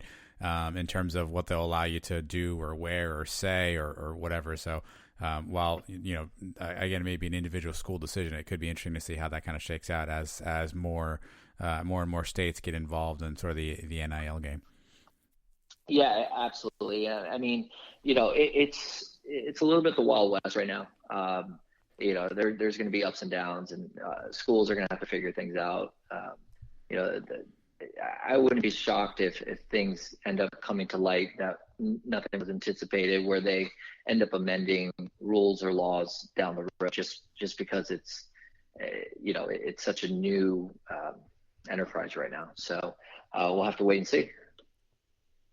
So things don't actually kick off till July 1st, but if I'm an athlete today, I can sign up on your website right now and get my information in there, get my background check and all this stuff done, ready to go? So right now, athletes or even individuals and businesses can go on our website and sign up for more information. We'll be launching the site a little bit closer to July 1st. So right now we have basically a landing page for sign up for more information. Transactions won't be allowed till July 1st, but you could always participate and sign up for the site without any issue. And you guys are based here in Florida, but you're doing it in all these states, all 6 states that are allowing it. You're going to be working with everybody, right? Our hope is all 50 states. We'll see how the NCAA bylaw, if it passes this month. If it does, we're going to have to gear up and go light speed to make sure that we could support all 50 states. But right now, we know for a fact July 1st, state of Florida only. And we're going to be geared up and ready to go and support the college athletes in state of Florida. Louis, I was trying to do some research, but it failed me as you were talking. I seem to remember UCF launching something about an initiative where they were going to offer, some sort of a maybe guidance. I think it was kind of vague, but I felt like I remember hearing them launching or announcing that they're going to launch something that helps students along these lines as well, too. Do you have any insight on what that is and sort of how that dovetails and or maybe is counter against what you guys are doing at Dreamfield? Yeah, so it's not facilitating NIL activity, but it's more from an educational standpoint. And I'm sure someone from the school would probably speak better to. I believe the program is called Launch, and every university, I believe, is coming out with a program. Essentially, one thing that wasn't mentioned during our discussion already was that the Florida law requires financial literacy and life skill workshops for the athletes, and it's a required 5 hours, I believe, the first year and the third year of their attendance at the university. So from my understanding, that's what that program is. It's that education for NIL. But once again, I would hopefully you could have someone from the school, join the podcast and maybe shed a little bit better light than I have on it. But that's what I've been able to sort of figure out from it. Well, let's get into the fun stuff. So what year did you graduate UCF? 2004. Okay. You have a favorite all-time UCF sports memory, something that's kind of sticks with you? Yeah, I do. I have plenty. I mean, the easy one would be attending the Peach Bowl a few years back, January 1st, 2018. But I would say my favorite memory was being in Philly for the 2013 The Cash, Nice. JJ Wharton. Okay. I was there. It was incredible. So your last year, we didn't win a game.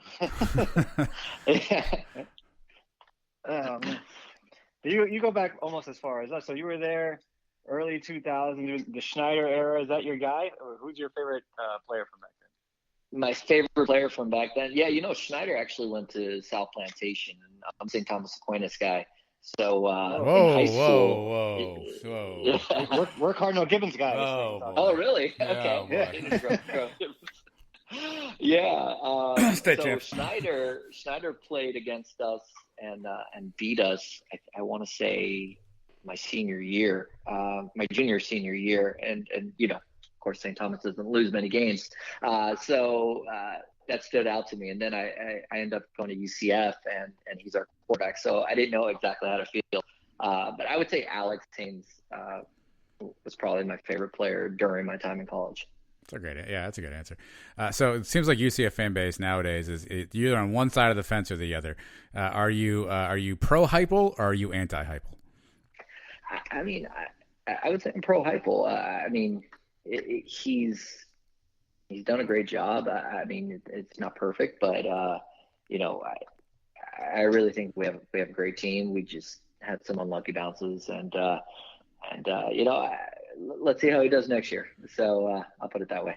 Well, then that means you're probably on the other side of this question. Are you pro Randy Shannon or anti Randy Shannon? So I will admit, before I went to UCF, I was a diehard Miami Hurricane fan growing up. And I remember watching him play back when I was a kid. And I remember him as defensive coordinator for Miami. So I was always a fan of him. You know, I see a lot on the on the message boards of how people feel. I'm sort of neutral on it. I just don't know enough to really have opinion if it's if it's his scheme or if it's the players not meeting his scheme. I don't know. I'm trying to be diplomatic. Well, I think we got you there. We can read between the lines. Are you pretty active on your own personal Twitter? Do you consider yourself part of the UCF Twitter mafia, or you kind of stay off that stuff? Man, I'm too old. I tried Twitter years ago. I kind of quit on it.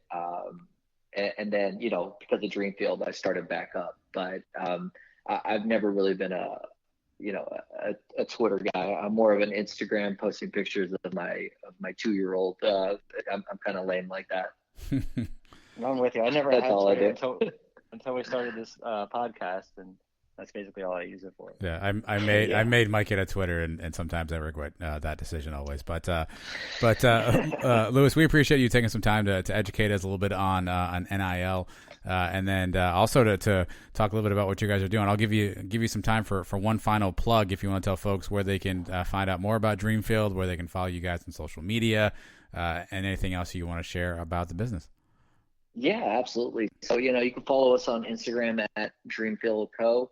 You can follow us as well on Twitter at Dreamfield Co. On Facebook, it's Dreamfield.co. And then, of course, our website is Dreamfield.co. So I look forward to connecting with the UCF fans, and that's it. Awesome. Well, we'll certainly keep tabs on you, and hopefully we'll catch up with you down the road. Best of luck to you and all the folks over there at Dreamfield, and if we can help you out in the future, be sure to let us know, okay? Sounds good. Appreciate it, guys. I'm Jeff Allen. Join me each week for unique yet common sense opinions on sports on the Jeff Allen Sports Talk Podcast. We will break down the sports world minus the hot takes with prominent guests and my stable of sports guys. It's sports conversation the way it should be. Search Jeff Allen Sports Talk wherever you get your podcasts, or go to JeffAllenSportsTalk.com.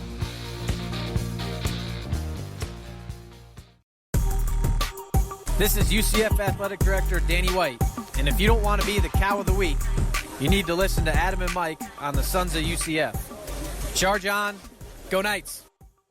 All right, let's do the cows, Mike. We'll get to that momentarily. Big thanks to Louis Pardio from Dreamfield for hopping on and educating us. Mike, an interesting space. Again, one I don't know that I fully understand, one I know that you don't know that you fully understand yet either. There's a lot to continue to be understood, and it'll be interesting to see how it all shakes out. But I'm glad that Louis could hop on. We wish those guys well, UCF alums, so we always root for fellow UCF guys. It's going to be an exciting time if you're a college athlete, though. I mean, coming in and you can start making money now as an 18-year-old, because they don't even let you have jobs when you're on these teams. Now, if you're a big-time player, you can start making some money before you become pro. That's got to be cool, and cool that the guys that are going to help them do it are UCF guys. So glad to help Lewis, and I hope he has a lot of success with this thing. Yeah, I mean, I'm going to be crusty old man, though, and just say I just hope it doesn't get in the way of the football. You know what I mean? And I mean it in the sense of, like, last thing I want to see is, like, right before the big game, the star quarterback gets suspended for a game because he took the wrong endorsement or he wore this gear in this commercial. Like, I just feel like that would drive me up a wall if you're starting to see that impact games. And while it's certainly a myopic and selfish view, I think that's the only thing I'm concerned about is, all the rules and regulations, is it being governed? And, if a kid makes a dumb decision, is it going to impact, what I care most about, and that's the team. Yeah, there's going to be some stupid quirks to the rules. And he was even saying every state is different. So who knows, if you can do something here at UCF, you may not be able to do it in Michigan. Could be crazy times for the first couple of years when they get it all figured out. Sure will. But again, make sure you check out what they're doing at Dreamfield if you want to get involved in any way, shape, or form. I'm sure you can reach out to those guys and they can hook you up. One glaring omission, Mike, I made. We had the segment earlier where we talked about who was coming back, who was not coming back. One glaring name I didn't put on that list was Parker Boudreaux, who we did not see at all this year. He was actually on the sidelines against Memphis, but never got in a game. He's posting a lot of pictures now. He's getting a lot of likes and a lot of retweets from folks in the wrestling community. And I don't mean just like fanboys. I mean like actual people who work for wrestling organizations. So all the rumors about him potentially maybe signing a contract or trying to go that route are still out there. We haven't seen anything from him. It doesn't seem like he's been active or around. He hasn't made any of those fancy announcements yet. So Parker Boudreaux could be another name that we see exiting UCF. Another guy who's graduated at this point, so he could essentially take his final year if he wanted to. But looks like he might be moving on. But moving on to where may be the most interesting part about all that. He's one of these guys we talked about when he first came over here, and we talked about how he looked just like Brock Lesnar, and we weren't the only ones. He was getting a lot of looks from the wrestling guys back then. And good for him, man. He's good. You can make a lot of money as a wrestler. I mean, there's some famous guys. Look at The Rock. He became a movie star. Now, the only thing I'm not sure of is only because we haven't seen a lot of it. We haven't seen him do a lot of interviews and stuff. What's his personality really like?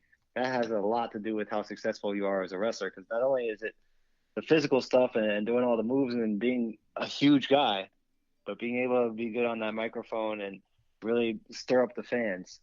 That's where he's going to have to. I mean, I don't know if he has to get better at because I don't know how he is now, but that's going to be determined how successful he is. All right, let's go Cow of the Week. And before we do that, I should remind everybody that Mike is a New York Giants fan. Mike, go ahead. Yeah, this is an easy one for me. Oh, man. So yesterday, we were in a thrilling game in the afternoon. Giants-Cowboys, classic. Last game of the season. Winner is still alive. Loser is out.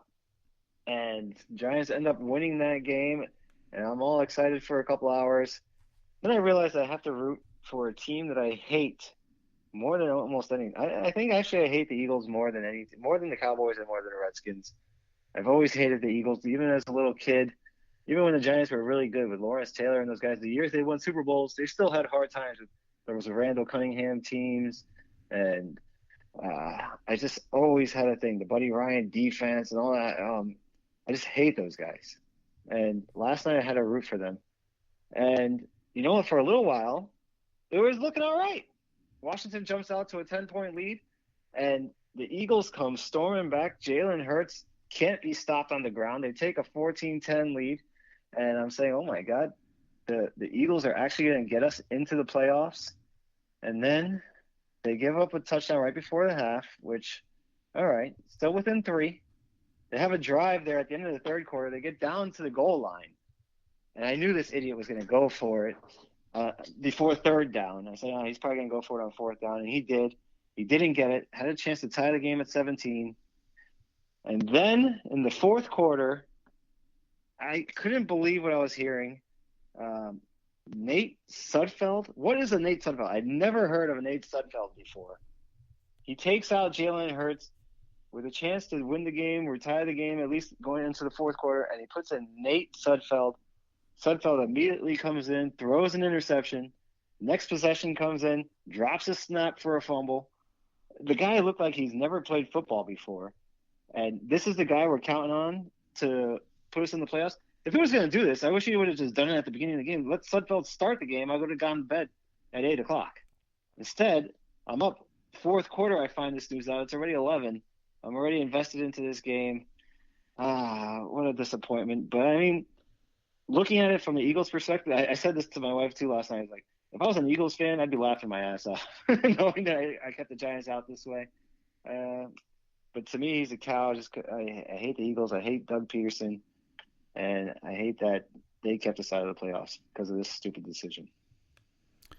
Yeah, I was curious. I watched a little bit of it, just because obviously you mentioned earlier I'm a Cowboys fan. That didn't work out very well, so I had nothing invested. So I watched a little bit of it, and Hurts wasn't playing well. The Giants were playing okay. I figured the Giants were going to win on that merit alone. And then I woke up to see all of the Nate Sudfeld trendingness.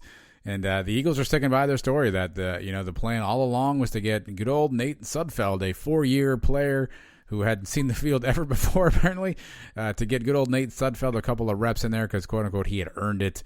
And obviously that didn't work out. And oh, by the way, Mike, the Eagles went from having the 9th pick in the draft to having the 6th pick in the draft. And the Redskins kept trying to hand the ball back to him, man. They kept turning the ball over. The Eagles, with a couple of interceptions in that game, and couldn't do anything with it. I was just waiting for Hurts to come back. And like I said, he wasn't throwing that much against him, but he was running on him. And he scored a couple touchdowns with his feet. All he needed to do was get in field goal range to tie the game, or they were down. They ended up down 6. I mean, one drive, and he could have ran in for another touchdown. And I'd be talking about Giants against Tom Brady on Saturday night, which would have been fun for me. I know we got some Tampa fans that listen to this. I know our friend Ben Stout is a big Tampa fan, but I wouldn't have been that scared of Tampa. I don't think Tampa's that great. So it would have been an exciting game. I think the Giants could have muddied it up for those guys. And now football season's over. College, NFL, I got nothing left. I don't know, pitchers and catchers report in what, 6 weeks, something like that. That's the little thing.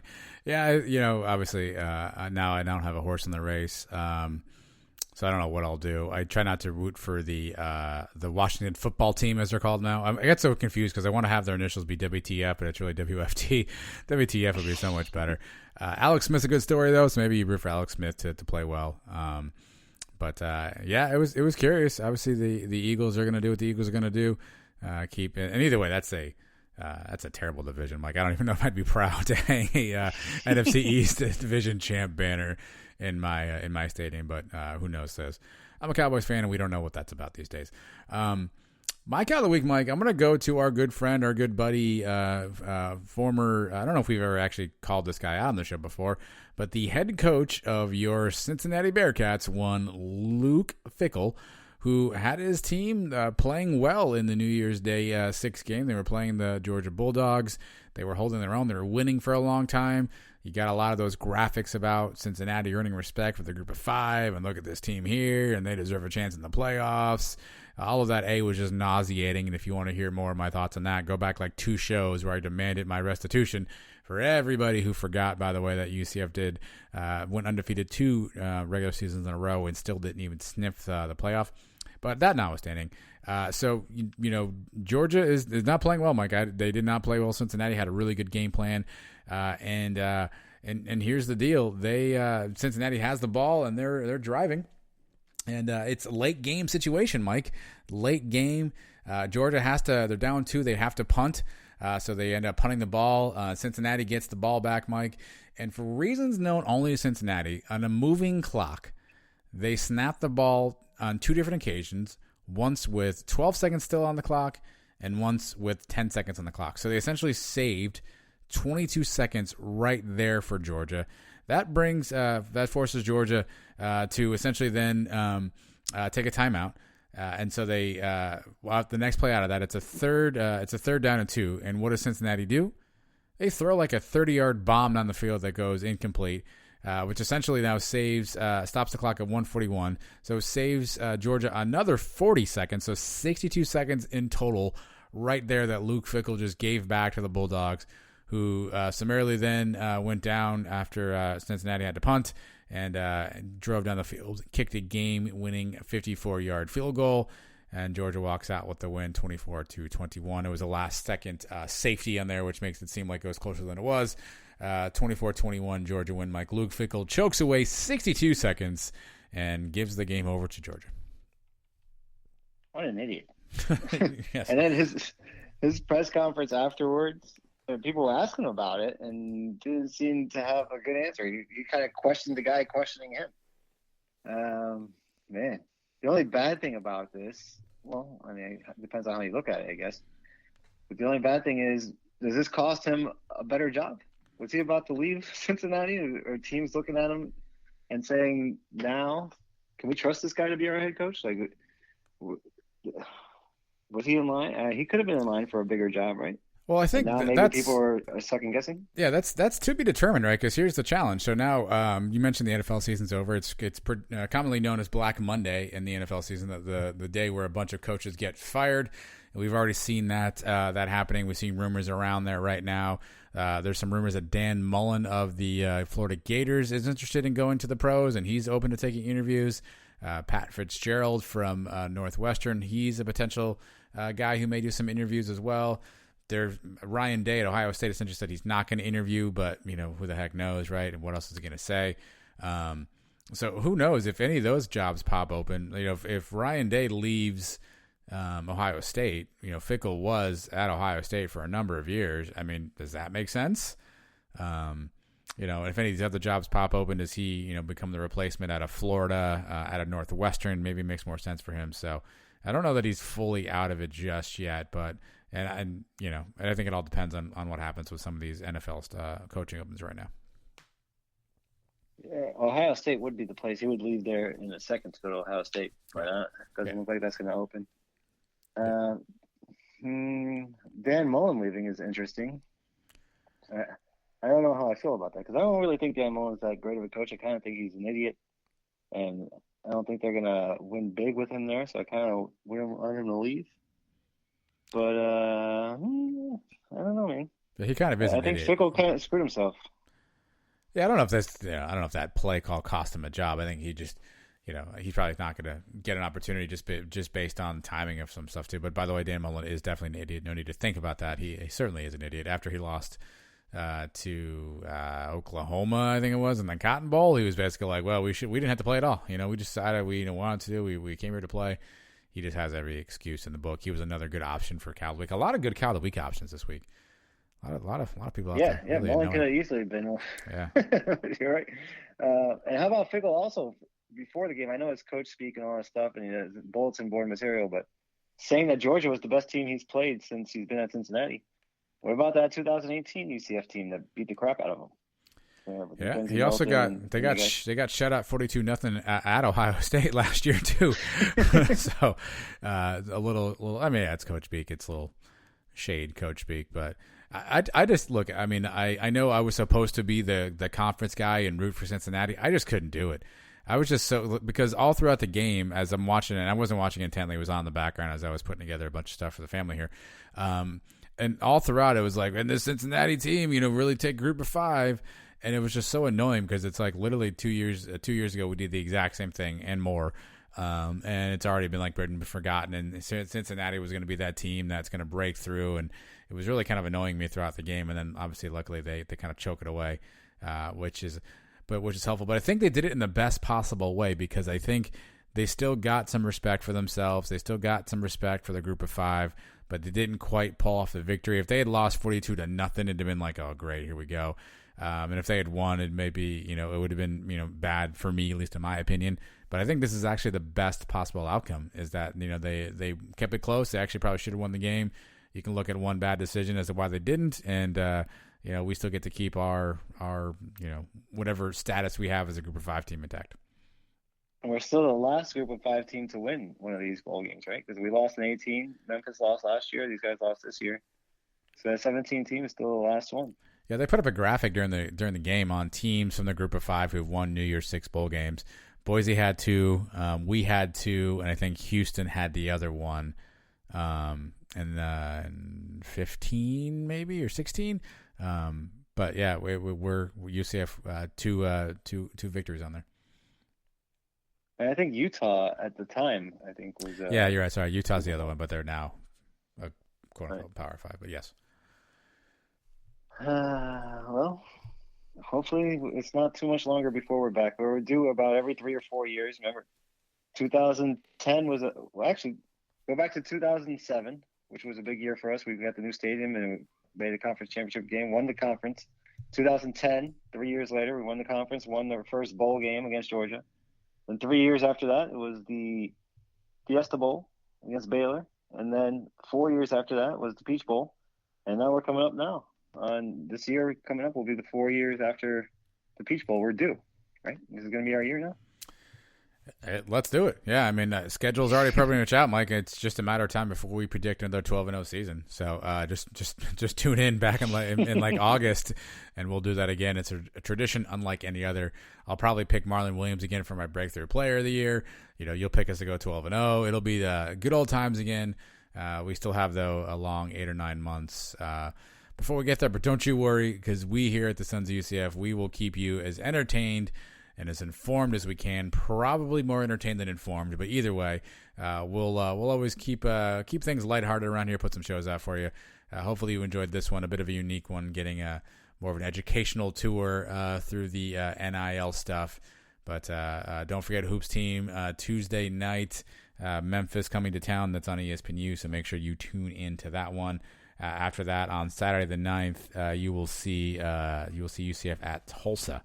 So things never go well in Tulsa. So a couple games and hoops this week. And obviously, if there's more football news, Mike, we'll talk about all that stuff too on an all-new episode of the Sons UCF next week. But until then, I guess everybody should really have a good week out there, Mike. What do you think? Yeah, let's make some history in Tulsa on Saturday night. We never won there in football or basketball. Now's as good a time as any to break that curse. So let's do it. And then hopefully by the next time we play there in football, we'll win the game there too. That's it. The first show of 2021 is in the books, my friend. Hopefully there'll be 51 more to go. But I'm exhausted thinking about that. So we're going to let you guys get on with the rest of whatever it is you're getting on with right now. And we will talk to you all very, very soon. Everybody, have a great week. Go Knights. Charge on.